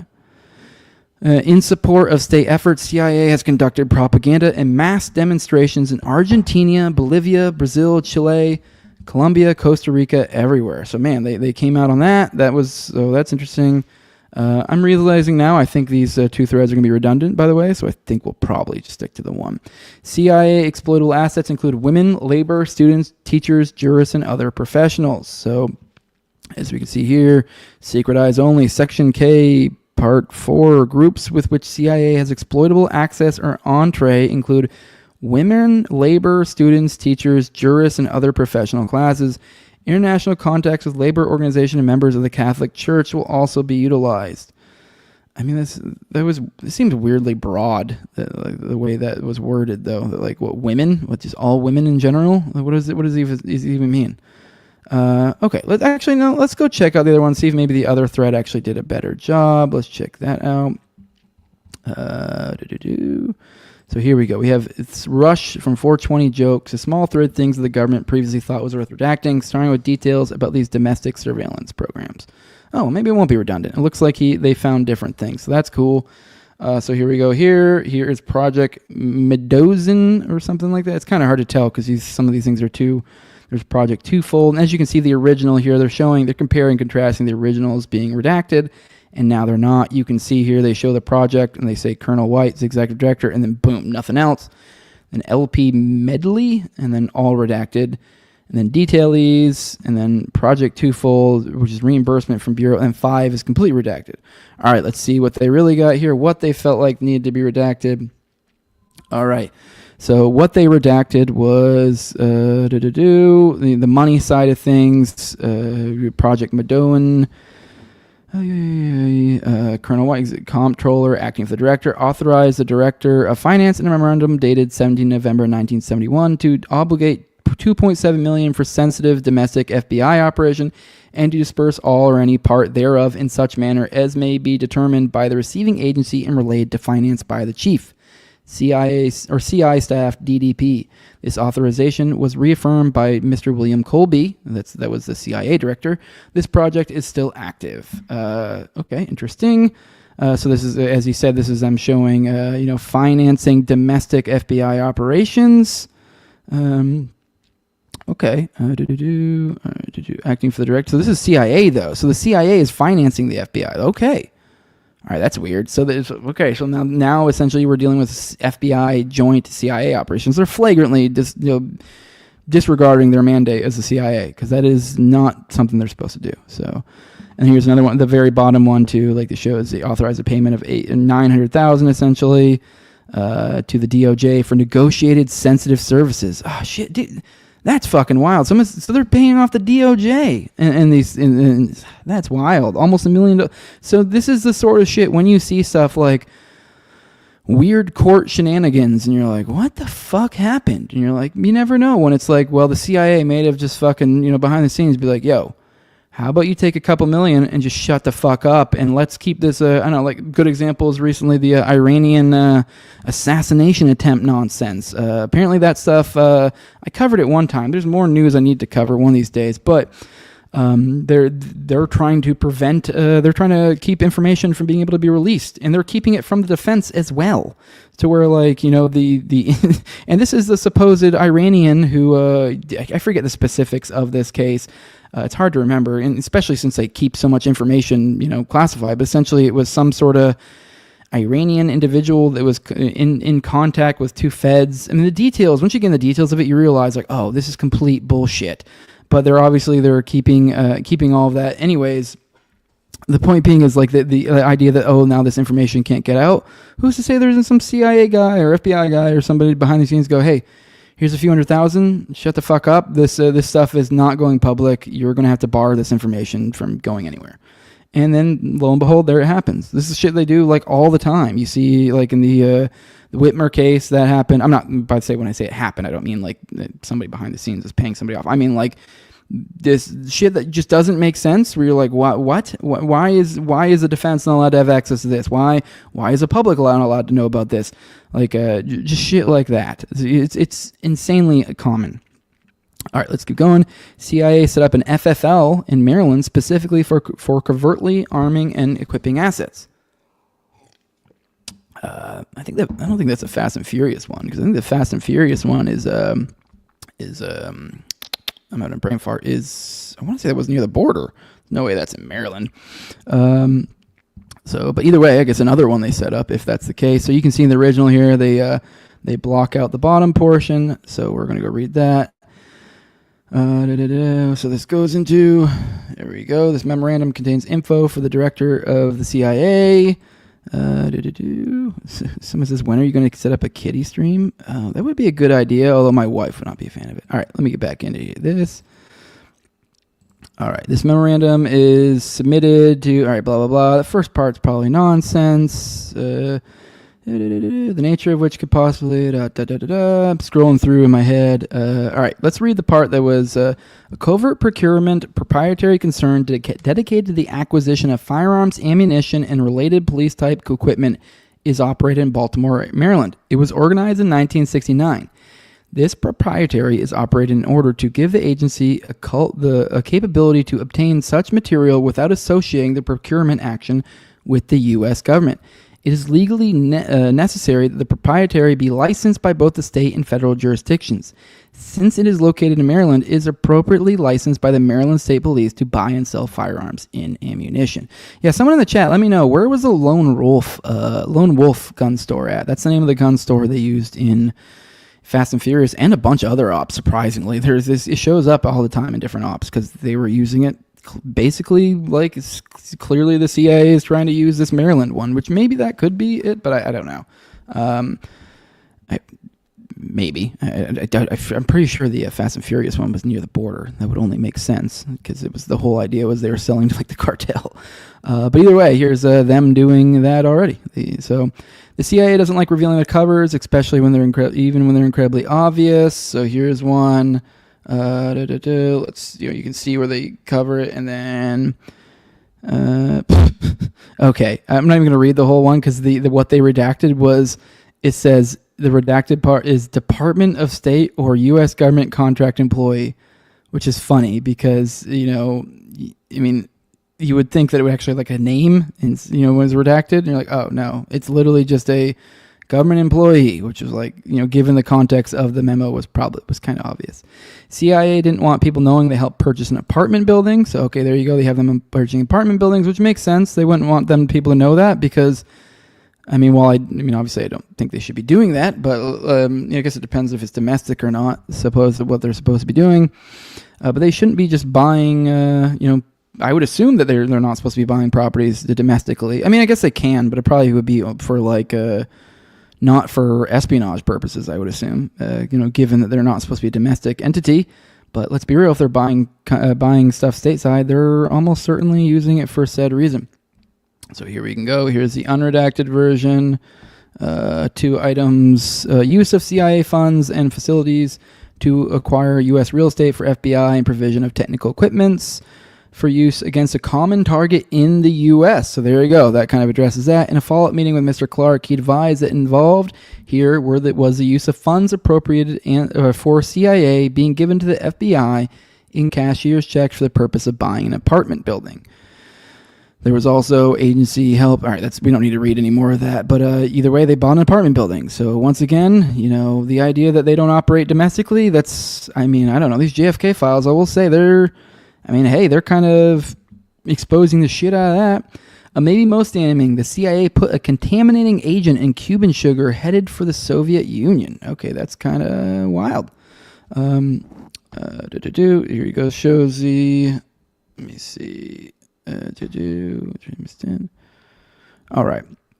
So here we go. Under the. All right. Well, I'm going to just read number 12 here. During my stint on the 7th floor, there was a special arrangement with the Office of Communications whereby the director's office gained access to non-CIA traffic. This surfaced briefly at one point shortly after Admiral Mayborn became DCI. He advised the Signal Center and removed a copy of a telegram from the embassy in the Dominican Republic for Undersecretary George Ball eyes only. He returned to his office and proceeded to discuss his telegram with George Ball, who was naturally quite curious as to how Rayborn knew about it and also as to how Rayborn had it in his possession before Ball did it. God, these fucking words look like shit. Ben Reed in the Secretary of State's office and I spent several weeks putting this one to rest. I accidentally missed the part. I should have read 11. Also under the heading of old business, I well remember the hue and cry raised, especially in Carl K's in the White House, when the agency, that was redacted. So my bad. I didn't read that part. I was trying to only read the stuff that had been redacted previously. I fucked up. So when the agency injected a contaminating agent in Cuban sugar bound for the Soviet Union. Shortly after the Cuban Missile Crisis, there was a disposition in Washington to re-examine the Bay of Pigs, and the fact that several Alabama National Air Guard officers lost their lives in the Bay of Pigs was surfaced with surprisingly little excitement at the time. I didn't know that there was actually some Guard people or U.S. people that died like that. I thought it was mostly just Cubans, so kind of wild. That's an interesting little tidbit there. All right, let's move on to the next one. Details about the cover office are rarely ever disclosed. Let me see. And here we go. This first whole piece is what's covered.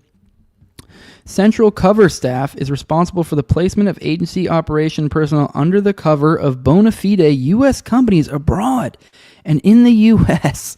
All right. Damn, dude. So this is unredacted now. This is just disclosure. This is how they operate. Man, this process involves the selection of companies, research on their locations, and key personnel clearances, contacts with companies to solicit cooperation with the agency, arrangements for integration of agency personnel into the companies, including letters of understanding, funding of salaries, allowances and expenses. So it sounds like they may even be like paying these employees. So it's like, hey, they find a way to infiltrate these people into certain companies, and in certain circumstances are literally even paying for their. So it's like, hey, they don't even, like, and depending on the situation, you can be like, yo, like, you don't even have to pay this guy. Like, we just need him around. So obviously, most of the time, they probably just try to slip him in there without anyone knowing. But either way, the point being this is happening is kind of fucking wild. All right, I'm not going to read the rest of that one. That one's kind of, self-explanatory. Unsurprisingly, this entire page was previously redacted. Turns out the FBI and CIA jointly bugged a fucking ambassador's office, and CIA panicked and shut it down when Hoover planned to tell the Senate that it was a CIA operation before asking to start it up again later. All right. Well, that's wild. So here we go. Man, I mean, you guys get the idea of that one. I'm not going to read the specifics on it. And then here you go. I believe the DCS here refers to the old domestic contact service within CIA. So here we go. You can see on this one. There you go. The whole 1 through 4 are removed here in this memo. So let's go read the unredacted version. It says, to the best of my knowledge, DCS, which is domestic activity, is not engaged in any activity outside the CIA charter or that could be construed as illegal. Some of the functions that we perform under HR 1 or 1-13F of providing operational support within the U.S. to all elements of CIA and to the USIB member agencies, however, are perhaps borderline or could be construed as illegal if misinterpreted. That is quite the term. That's quite the sentence there. Like, no, we think it's legal, but some people might not if they're misinterpreting it. For example, provide personality and assessment data on certain foreign students and visiting foreign scientists and officials. Identify foreign students in the U.S. through collection of foreign student lists from certain universities. Provide personality and assessment data on U.S. citizens to determine their suitability and willingness to cooperate with the agency. Introduce cooperative U.S. businessmen and academicians. Who the fuck uses academics? Who calls them academicians? I can't even. That's a fucking weird word. Academics. What the fuck? What fucking retard wrote this? To agency personnel who are an alias but using CIA credentials. Collect information on possible foreign involvement or penetration of U.S. dissident groups, but only in a passive manner and only when the source has refused to pass the information directly to the FBI. Collect information on the narcotics trade, but again, only in a passive manner when the source has refused to pass the information directly to BNDD or the FBI. All right, here's more CIA/DCS domestic activity.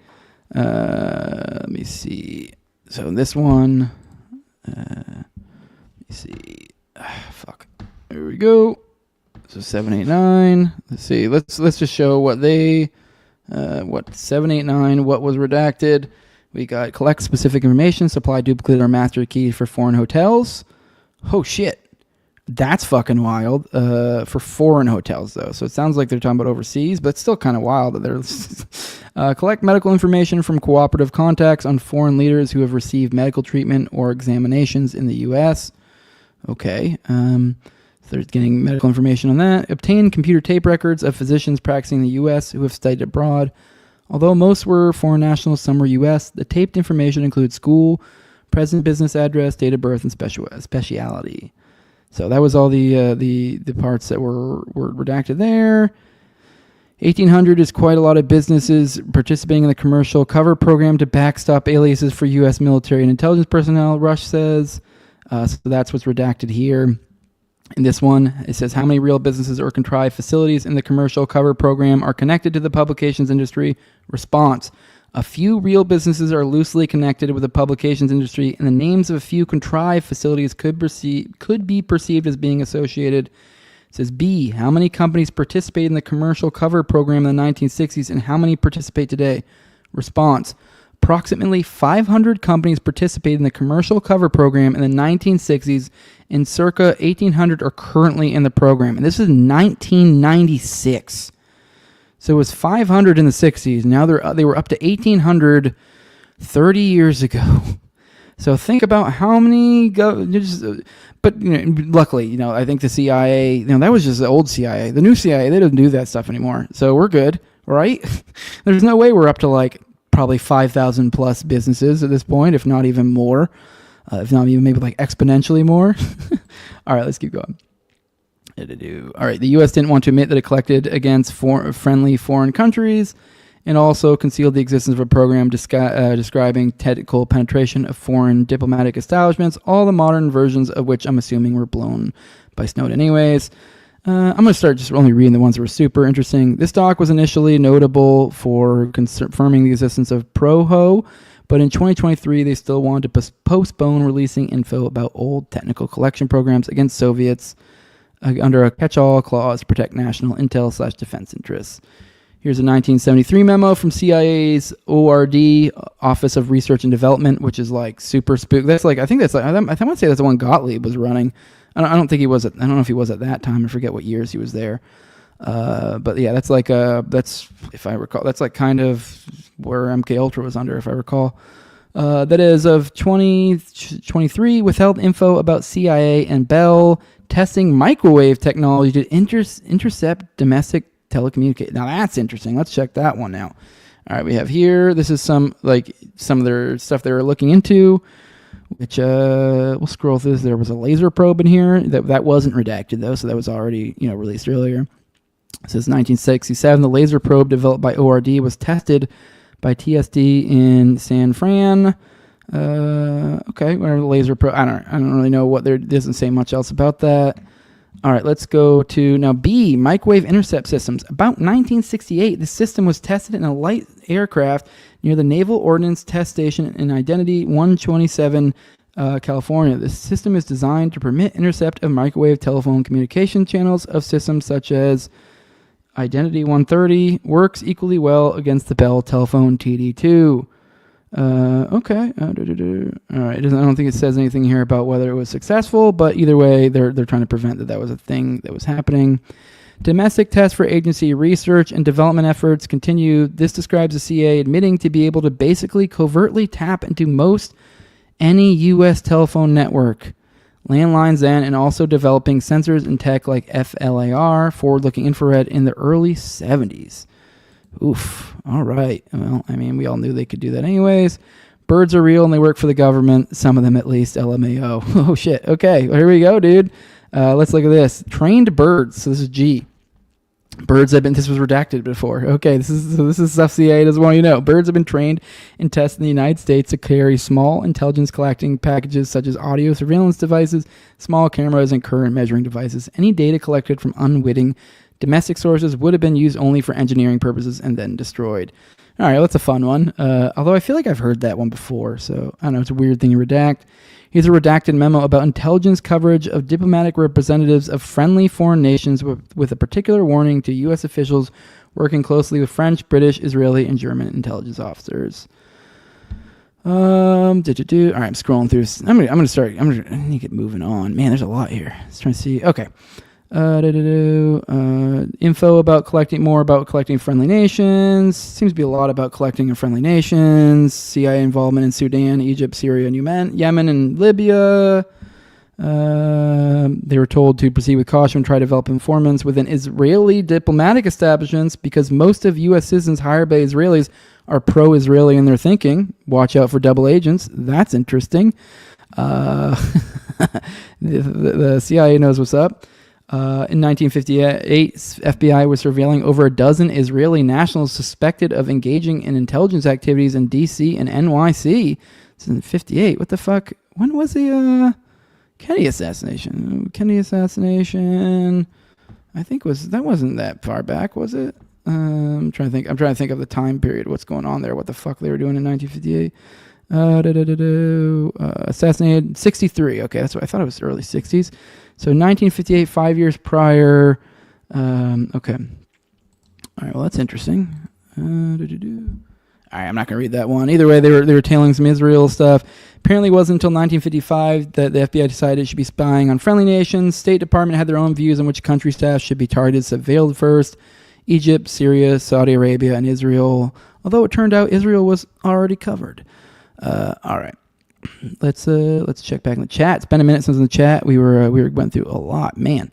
I'm scrolling back up. All right. Boo, boo, boo. Let me see. Did Jose post his cats? No.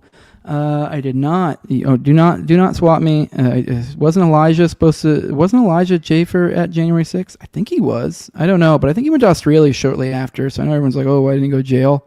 I don't know. He left the country. And someone says, you don't think leftists would use the cops to try to kill their enemies? No, I do. I mean, I don't know. I'm not buying. It's possible. I mean, I say this. I'm not buying it. I'm very skeptical. I want to be very clear. I'm not asserting this isn't happening. I'm just not buying it currently. So, ahoy, what's up? Scrolling with the chat. Good morning, just Guy here. What's up, Murder Kill? CIA opening portals by breaking the brains of children, but still allowed to exist. Exactly. Fucking, that's Operation Monarch, baby. All right, what are we gonna get to next? Let's see. Speaking of lefties, let's get into this. Oh, there's a plane. I heard a loud noise all of a sudden. There's a loud plane above. All right.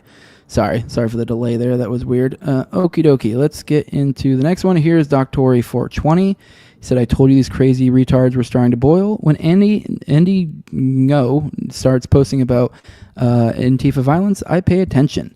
And this was he shared a tweet from Insurrection Barbie. He said, there's now an interactive website that lists the names and addresses of every Tesla owner.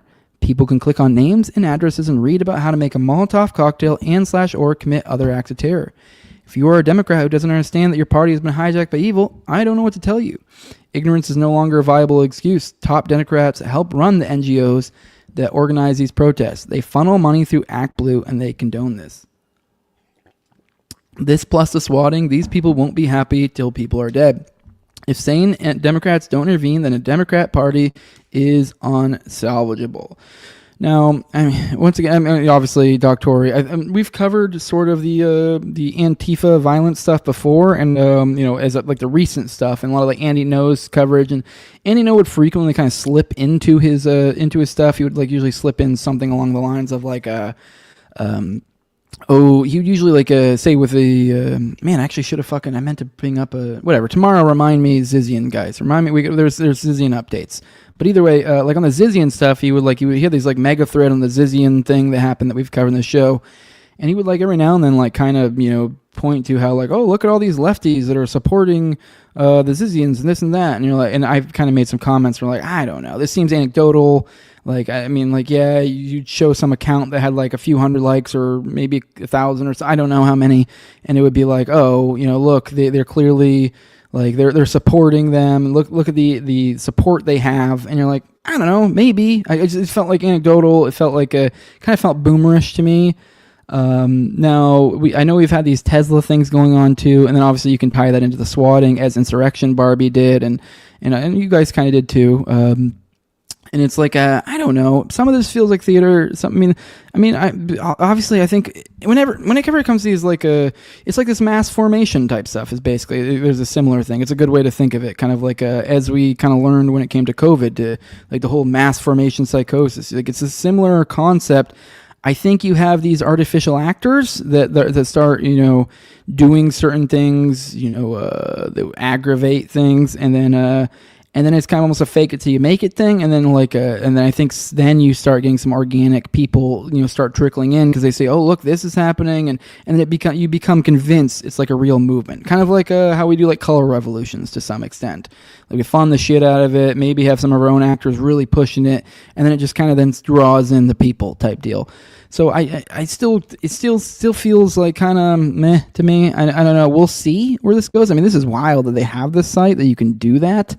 Obviously, I don't support that, and I don't support swatting. And I also want to say I wouldn't, even if let's say there is no or little glowy contingent to this, I wouldn't be super surprised. Like like with the swatting as we were mentioning earlier, like if we find out that no, this is genuinely they're just lefties that just fucking hate these guys, and there's some group of them they're calling. I don't know. I mean, hell, I've covered 764 on my show before. That would be something right up their alley that they would totally do. So, I mean, that's believable. That's something they could do. And it would make sense from the target somebody like an InfoWars group or something. But, also, I mean, and this is kind of, I guess to some extent, I guess you could say these people's own fault in some regard. It's like, well, I don't know. I think people are kind of also smart to be skeptical because, I mean, most people, they say, oh, I got swatted, this or that. You generally just kind of take their word for it because you're like, who would fucking lie about that? But I know these are attention whores. So, I mean, to be fair, and I don't know, that gives a negative connotation. It's not necessarily bad. I mean, you have a show, you kind of need to be attention whore to some degree. It just feels artificial. I don't really know how to put it other than that. I mean, especially since I've kind of paid attention to a lot of these people. I mean, not their shows. I don't really watch like any of these people's shows, but I've like seen them online. Some of them I've known, like like Chase, like as I mentioned earlier, kind of came up around the same time I started. So like, so we was kind of those people you can kind of compare metrics or compare episodes. Look at the guest this guy's getting. So yeah, but all right, let's get into the next thing. What do I want to get into? Sorry, I spent more time on the JFK stuff than I thought. Let's get into Turkish Gladio, just because that way I can at least hit all the topics that are in the title. Maybe I'll have to save some of this other stuff for tomorrow. I was going to cover some Irish stuff from my boy Bobo. Well, might have to save that tomorrow. But all right, let's get into this one right now. The Sursurluk scandal. This was actually shared by one of you guys. This is a Wikipedia article, so bear that in mind. It's not going to go exactly the way we want it to go, and you probably should approach a lot of this with skepticism. But this was shared by one of you guys to me. He said he wanted to let me know about Turkish Gladio, and he gave me some things. I'm also going to read his email after this that he sent me about it because he gave a lot of great information in there. I'll try to keep his name out there so you don't see his email. But I figured you guys might get something out of that because he had some good info. But if you didn't want me to share the email, I'm sorry. By the way, I mean there was nothing in there for the. I forget what your name was on there. I'm not going to tell what your email was. But for the listener who did that, I would assume you were fine with that. There's nothing really like sensitive in there. And I'm not going to give your name. So, but either way, we'll start with this. He gave me this Wikipedia article to start with. I hadn't really looked through this. I read his email, but I hadn't looked through this. This is a Sursurluk scandal, is what he shared with me. This is a 1996 political scandal in Turkey that exposed a close relationship between the Turkish government, the ultra-nationalist paramilitary Grey Wolves, and the Turkish mafia. All right, it took place during the peak of the Kurdish-Turkish conflict in the mid-1990s. And let's just go over to, oh, cool, I can scroll over it. The Grey Wolves. Now, I'm not entirely 100% sure. It's been a long time since I've read the Gladio book. The unholy union of like the mafia, Vatican, and the intelligence or something. I forget what the subtitle of it is.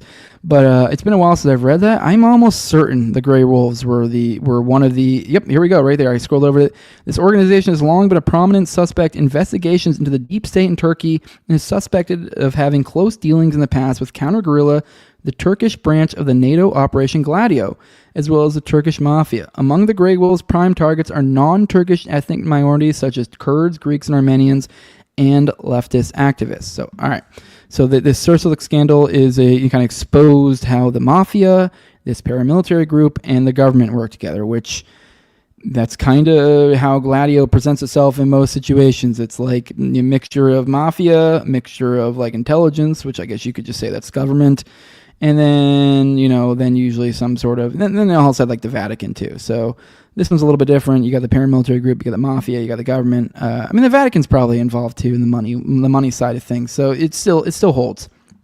This took place during the peak of the Kurdish-Turkish conflict in the mid-1990s. Scandal surfaced with a car-truck collision on November 3rd, 1996, near the small town of Sursurluk in the province of Balıkesir. The victims include the deputy chief of the Istanbul Police Department, a member of parliament, and Abdullah Katli, a leader of the Grey Wolves, and a contract killer for the National Intelligence Organization, who was on Interpol's red list at the time of his death. The peculiar connections of those involved in the crash with Interior Minister Mehmet Agar brought to light the existence of a deep state in Turkey and an internal power struggle with the Turkish political structure. So to recap that, there was a car-truck collision, and the victims were the chief of the police department, a member of parliament, leader of the Grey Wolves, and a contract killer for the intelligence agency.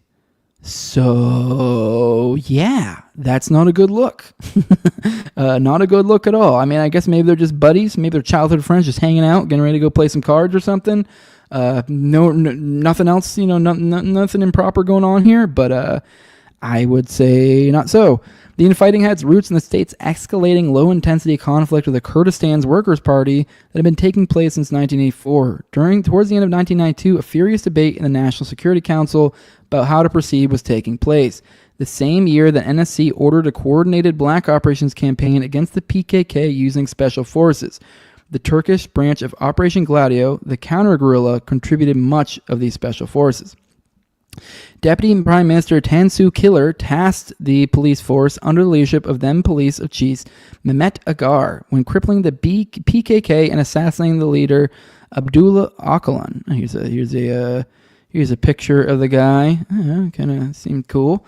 The kind of looked like a Middle Eastern Mario. The police unit responsible for this job was the Special Operations Department. Abdullah Kotli also took part. This caused consternation in MIT, which had formerly counted on Kotli to undertake reprisals against the militant Armenian organization ASALA. Especially concerned was Mehmet Amur of the MIT Operations Counterterrorism Department, who had irreconcilable differences with Agar. Those involved then split into two camps, those loyal to Mehmet Agar and those loyal to Mehmet Amur. The scandal has hence been pithily described as the battle of the two Mehmets. Intelligence expert Mamir Kaynak described the police camp as pro-European and the MIT camp as pro-American. According to Kaynak, Agar's gang aimed to create a state within a state, complete with a shadow army, intelligence organization inside the police force. The MIT ultimately purged the gang in a crash that was passed off as an accident. The subsequent media scrutiny surrounding the crash led to several investigations and the resignation of both Killer and Agar, though no government official associated with the scandal faced any immediate criminal trial. So that's the scandal there. I know it's a lot that I threw at you, but now I'm going to go ahead and read the email, and I think this will give you a little bit more kind of a paraphrasing of a lot of what we just talked about, because like I said, that is a lot. But here we go. This is, once again, from one of you guys. I'm not sure if they want me to share his name or not. He says, if you want to find out more about Gladio, then you should really look deeper into the Gladio activities in Turkey, basically from the end of World War II onwards. If you want to jump ahead and go right into the deep end, this Wikipedia article will surely show the deep Gladio underground that surfaces from time to time in Turkey. Basically, you can see Gladio operating in Turkey after the country's founder aligned himself with the West, and the U.S. specifically after the war. One of the first prime ministers, Adnan Menderes, was the first high-profile victim since he was hung by a military tribunal because he dared to even let the foreign minister arrange a state visit with the Soviet Union. He tried to get foreign aid because the economy was suffering, but the U.S. and a number of Western European countries declined to give loans, therefore thinking he could get it from the Soviets. So this prime minister was literally killed because he got money from the Soviets, which is fucking nuts to me. That alone was enough to stage the first of many Gladio-led coups and high-profile assassinations in Turkey. Like, can you imagine if, like, we come to find out that, Trump received funds from Hamas, and then the military decide, okay, we got to kill him, and they, like, literally held a trial and did it? That'd be insane. All right. This story is so deep I can't possibly tell it all in one email. But for example, the modern term deep state was coined and found widespread usage in Turkey in the 1970s after multiple failed assassination attempts on then PM Ecevit. He was the first one to talk openly about such a deep state and almost paid a price for it. The whole nationalist political movement in Turkey, like the MHP political party and the Grey Wolves, is basically a CIA/Gladio front and has been from founding to present. The whole top brass military and intelligence officials in Turkey have been schooled and trained at West Point and the School of the Americas. They are just as evil as Nicaraguan death squads because they trained with them. While Turgut Özal was prime minister of Turkey from 89 to 83, he heard rumors about a secretive deep state operating without his knowledge and that they were responsible for an attempt on his life that was made shortly before he was elected. He then tasked his chief of staff, friend, and right-hand man to investigate. Shortly thereafter, an attempt on his life was made, which you can find on YouTube. It was unsuccessful, but rest assured he died in office of a heart attack a short time later. Fun fact, there is a heart attack gun, so that is a thing. It sounds ridiculous, but it is a thing. There are a million stories like this, and it always leads to the U.S. Embassy in Ankara. Gladio fights out in the open in Turkey, and they have not cared about cleaning up behind them. In fact, their puppets are very proud of their work and will even talk about all their connections openly. But the big picture is really this. Turkey is not only strategically one of the most important countries in Asia/Europe, it lies smack in the middle of the Silk Road, which is still, until today, the biggest smuggling route ever. There's drugs, weapons, and humans being trafficked, and money coming through the Kurdish and then Turkish-controlled regions that Turkey has in its state budget. And the club is controlling it. The whole Kurdish-Turkish conflict is manufactured by Gladio control and kept alive. All the ops in Iraq, Libya, Syria, and Iran are managed from there, and it all stands and falls with control of Turkey. I guess that's enough for now. I can surely send you more links and translations if you would like. Thanks for your work, guys. You are the first people that I see in the space that focus on the correct path. And with that, I do want to give an invite to you to, assuming you have, I don't know, I guess like a method of podcasting, I would love to have you on a guest sometime to talk about this, because you are clearly very knowledgeable on it, and that would be a fun topic to talk about. Assuming you have some sort of mic that's not god awful, even if it's a phone. Sometimes phones aren't bad, so I'd be willing to try that out. Hit me up if it'll be something you'd be open to. I'd love to have you on the show. I had a few times where I've interviewed people who are like watchers of the show and stuff, like that aren't like influencers or some sort of researcher or author or whatever, you know. And actually, I always enjoy those. Those are fun. So hit me up if that's something you're interested in. I'd love to have you on. Let's pop back in the chat real quick. See what you guys have to say. See, let me see. I want to get a Tesla, so I might get to shoot someone else. I mean, that would be a smart move. Hey, we start getting Teslas, and that way we can just like, okay, cool. Yeah, sure. Try it. I'm armed, buddy. Everyone knows the Turks are bad drivers. Start wars, sell weapons to both sides, spread fear, classic. All right, let's see what else. Maybe I will hook up Boba. Let's do this. I got one more. Let's do this one real quick. This is Ian Dunlap, follower of the show. I'll give you a follow back and a little retweet as a hey, that's what you get for contributing to the show. I'll hook a brother up.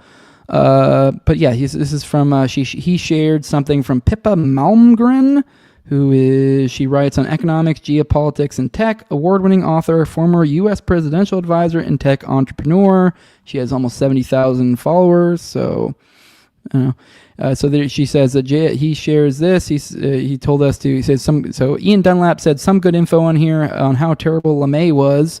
And so this connects into JFK, for those who are aware of who LeMay is. Says, and this is Pippa now, saying the JFK files are about to be released. Here's what we need to look for. It's not what you think. She shares a Substack link, which we're about to get into. Is there evidence that psychedelics turned JFK into a peacenik? Find out what he did when he found out his military leaders were lying to him. The outcome saved the world. We can thank Daniel Ellsberg and Harold Malmgren, two longtime friends who suddenly found themselves in a position to prevent an all-out nuclear war. So here we go. And I guess she actually shared two of these, I think. All right. And these are both, let me see. Oh, shit.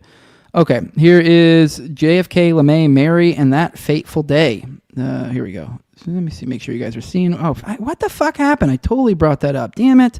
The second time I did it. All right, here you go, guys. Here's the thing. Here it is. Let's keep going. My bad. All right, here we go. Where the fuck am I? All right, part one. JFK, LeMay, Mary, and That Fateful Day. General Curtis bombs away. Iron Pants LeMay is still a living legend.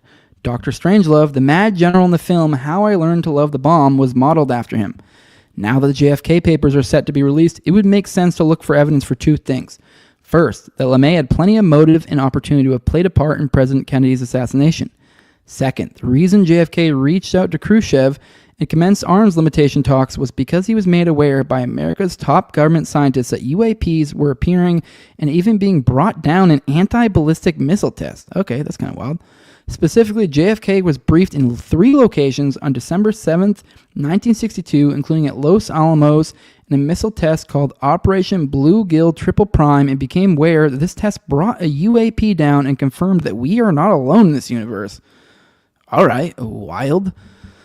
Okie dokie.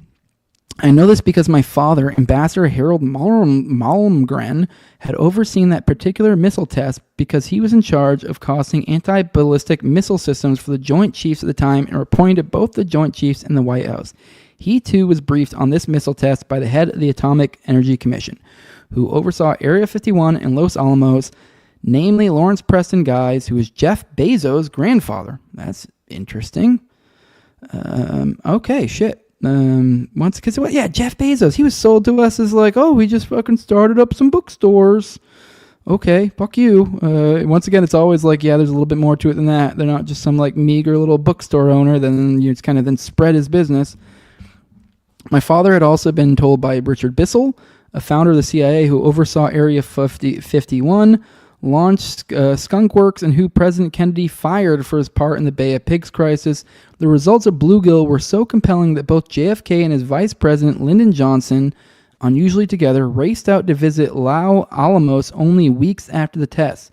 The speed of their visit and the fact that the president and vice president went together was unusual in the extreme. After that trip, Kennedy immediately reached out to Khrushchev and intimated the U.S. and the Soviets should explore space together. He also pushed for mutual denuclearization. His rationale was based on what he and my father both learned from those briefings, namely that we are not alone in the universe. Kennedy was clearly terrified that his own military and intelligence officials were opposed to this detente. General LeMay thought of Kennedy as a mere lieutenant and a profound danger to national security. Now that the JFK papers are set to be released, it would make sense for researchers to explore whether the reason they were classified for so long was not because the evidence implicated the CIA in JFK's assassination, because the evidence revealed JFK's awareness of the consequential conclusion that humanity has not fully understood that we are not alone. I'll go ahead and jump ahead of this one. I don't think I've seen any alien shit yet. You guys let me know if there's any alien shit in the JFK file. I've not seen anyone say anything about alien shit, but let's keep going. Officials at the CIA had their part to play, but it was LeMay who was most strenuously opposed JFK's efforts to de-escalate with the Soviets.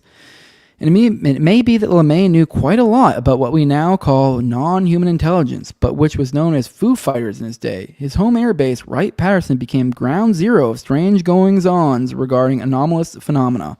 He went to great lengths to deny entry to the base, and that tradition continues to this day. Congress keeps trying to gain entry, and they keep being told across various restricted bases that access is on a need-to-know basis, and neither the President nor the Congress need to know. As such, the JFK Files may reveal much deeper information about a constitutional crisis that has been in place for a long time. Before my father recently passed away, he went on record explaining what he knew about all this because he felt that it was important for the sake of history. His interview with Jesse Mitchell from the podcast American Alchemy is coming out soon. I also recorded several conversations with him as well. The very night he completed the 7-hour interview with Jesse, I had to call an ambulance to rush my 89-year-old father to the hospital. He passed away some 10 days later from aspirational pneumonia. As he weakened, he became more emphatic that the public must be informed, especially since there are so many high-level military and intelligence officials coming forward now under the auspices of congressional legislation and corroborating all this. For those who don't know General Bombs Away LeMay, he was the brains and lead pilot behind the bomb squad formation of air power that decisively won World War II. He famously carpet-bombed Tokyo, dropped 2 nukes on Japan, coordinated the Berlin airlift, tried to drop nuclear weapons on Cuba and Russia during the Cuban Missile Crisis, and created the operational strategy for the U.S. to drop all its nuclear weapons all at once on China and the Soviet Union in a first strike. My father faced off against LeMay when my dad was just 27 years old.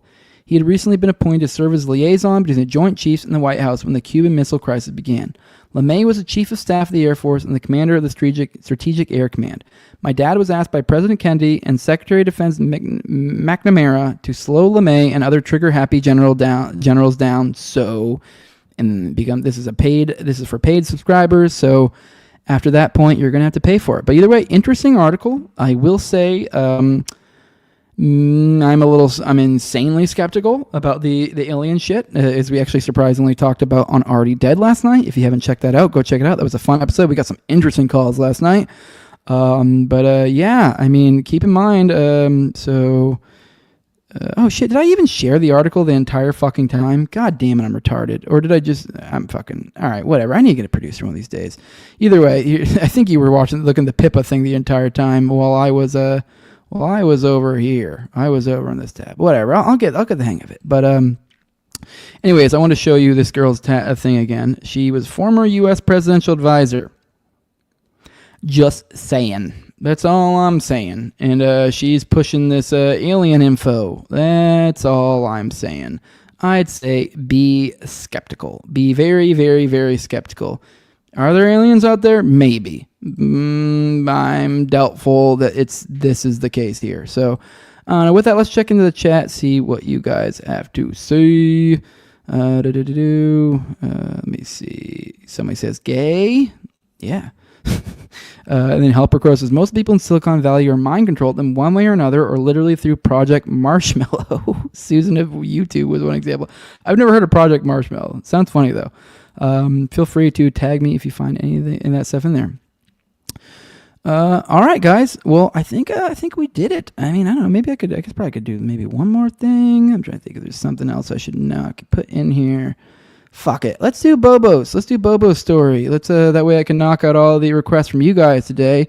All right. This is from Bobo. He shared this to me. The reason why he wanted to talk about some Irish stuff. It was supposed to be on Monday since it's St. Paddy's Day. So this is a belated St. Paddy's present to Bobo and the Irish out there in the world.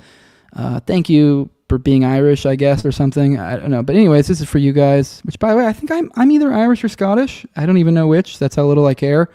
But yeah, I'm not Hispanic, by the way. Sorry for those who are disappointed by my name. It is a pseudonym, as I've said many, many times. Dagda's Harp and the Tuatha De Danann. We're doing some mythology today. The reason why Bobo thought this was interesting, and I do as well, is because he was telling me in his where he shared it to me that HAARP, H-A-A-R-P, me and Austin have many times talked about how we think they may be involved in weather control of some sort. And then here we have a Irish myth about Dagda's harp and how it controls the weather. So let's go ahead and read this. I just thought it was interesting. It's a fun little fact. You guys are going to learn some mythology today. Dagda's harp is a well-known story in Irish legend of the renowned warrior named Dagda and his magic harp. He was a chieftain and high priestess of the golden-haired, blue-eyed people.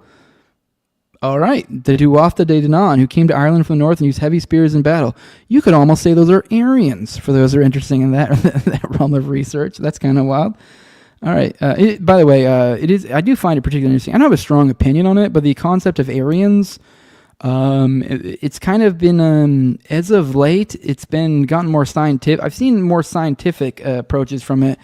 And we've seen more things where, like, the coming out of Africa theory has been kind of slapped down. The idea that we originated from Africa and that, like, from, and it comes from the idea that the more, like, there were multiple base species that kind of interbred through time. You had Neanderthals, Homo sapiens, other different types.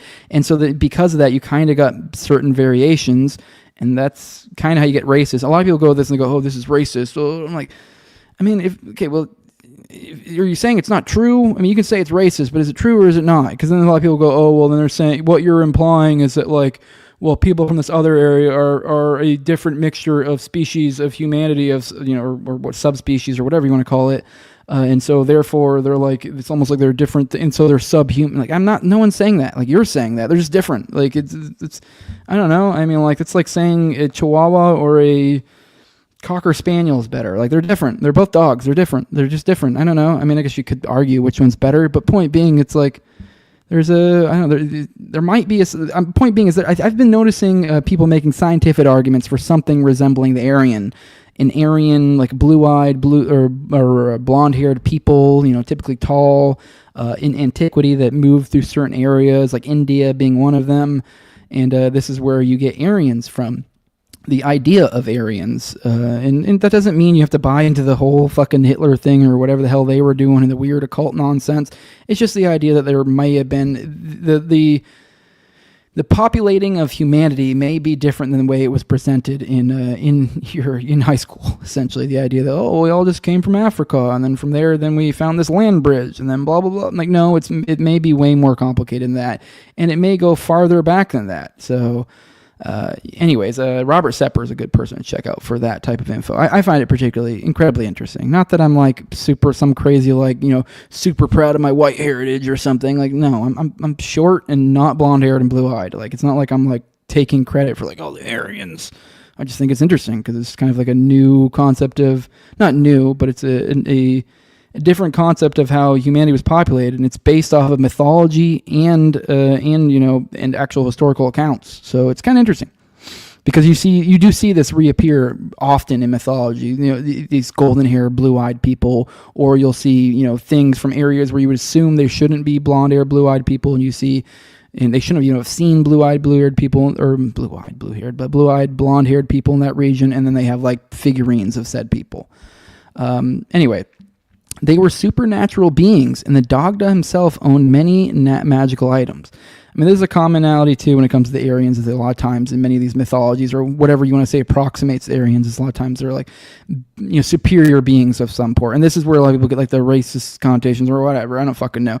Is the idea that they were somehow better or like an advanced species? And it's like, is that really that unbelievable? I mean, as I've talked about many on the show before, I like the idea of like the Great Reset theory, and not the modern one. The idea of like in history that it's theoretically possible. Let's say right now we had a nuclear holocaust that occurred.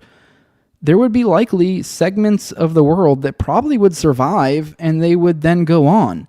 They would become the ancestors of future humanity. And how would that play out? Like, I mean, and there were likely multiple populations that did it. And so there would probably be some populations that managed to hold on to some degrees of technology or knowledge, and some that didn't.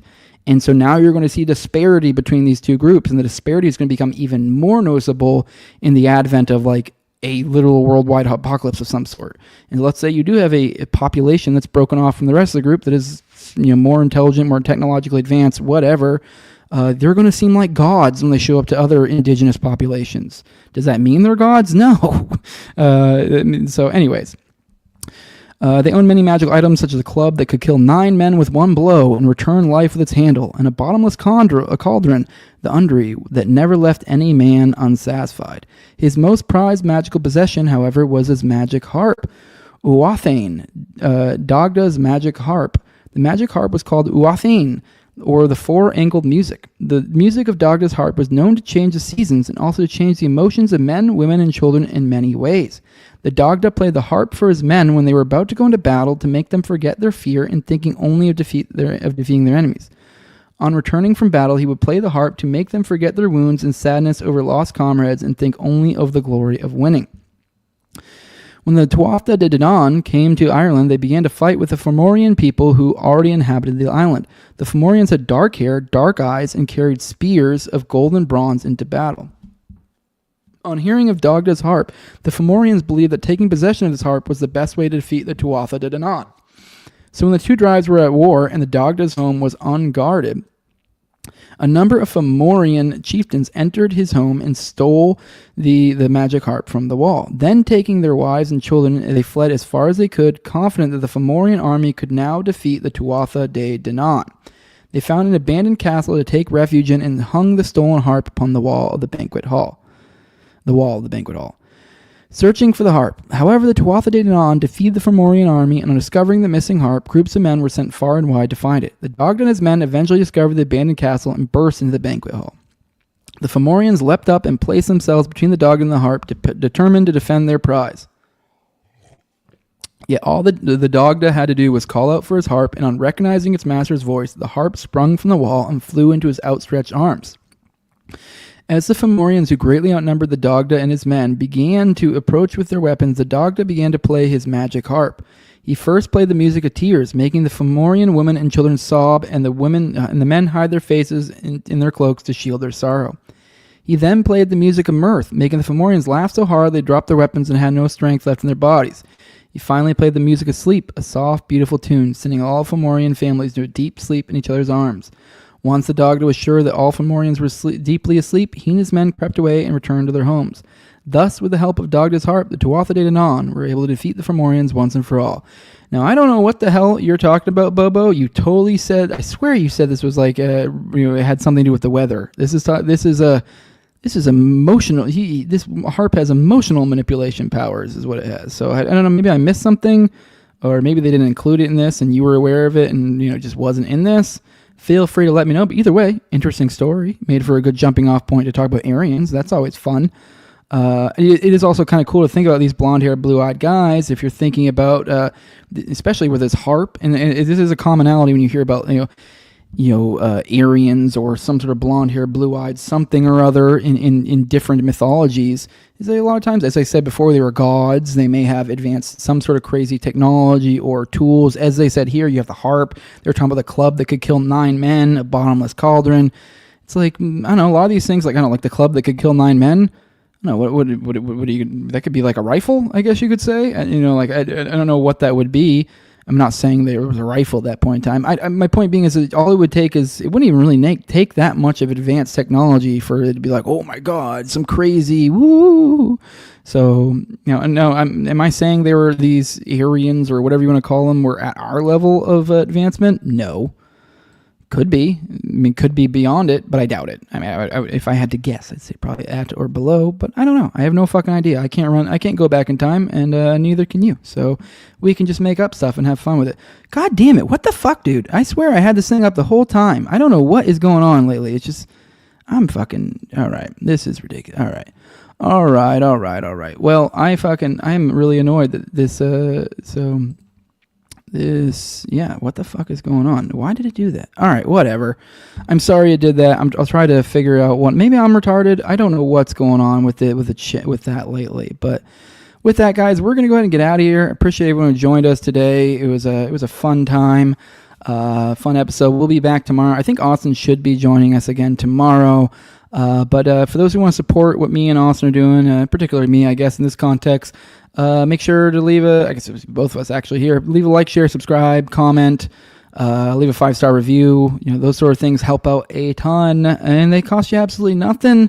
If you want to get something if you want to chip in $1 and get something for it, like physical, as I'm at the beginning, I gave the ad read, you can do that.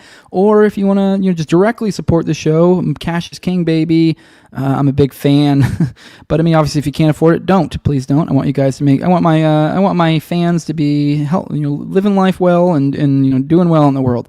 But if you can chip in $1, I heavily appreciate it. And with that, you can that's patreon.com/NoWayJose2020. The perks you can get from that, at the lowest level, the $2 level, you can get the early access to the episodes, which I'm doing 1 to 2 episodes a week behind the paywall. That's what I'm shooting for. So there's going to be like 2 to 4 behind a paywall at any given time is what I'm aiming towards. So that should be here soon. So you're getting quite the value in that sense. Also, you can get ad-free RSS feed, and then also on top of that, you can be a talking head on me and Austin's weekly Already Dead call-in live show. So that on that show, in the second half, we do call-ins, and if you are a patron of me or Austin, you can come on and talk to us via a video. Otherwise, you can just use the number and call in. But at the highest levels of my sponsors, I read them off every episode. I have my co-host on Terror Gang, at Terror Gang Toad, also at Ebrigate D's, at ZOVRACK, at _Infant Tim Tuttle, at Jolly Gleeble, Will Bell, his delicious blueberry rabbit eye wine, big fan of the show, Torn Maiden, at INWARD Lover. Yeah. Oh, something else I was going to say. Oh, yeah. And then follow me on Twitter at Terror Gang Jose. That way you can tag me in content to bring up on the show. And with that, we're going to go ahead and get out of here. Oh, it's Cheyenne, you says Aryans are from Iran. You are correct, buddy. That is the lore there. But with that, we're going ahead and get on out of here. Appreciate you want to join me. We are out. Bye-bye. Deuces.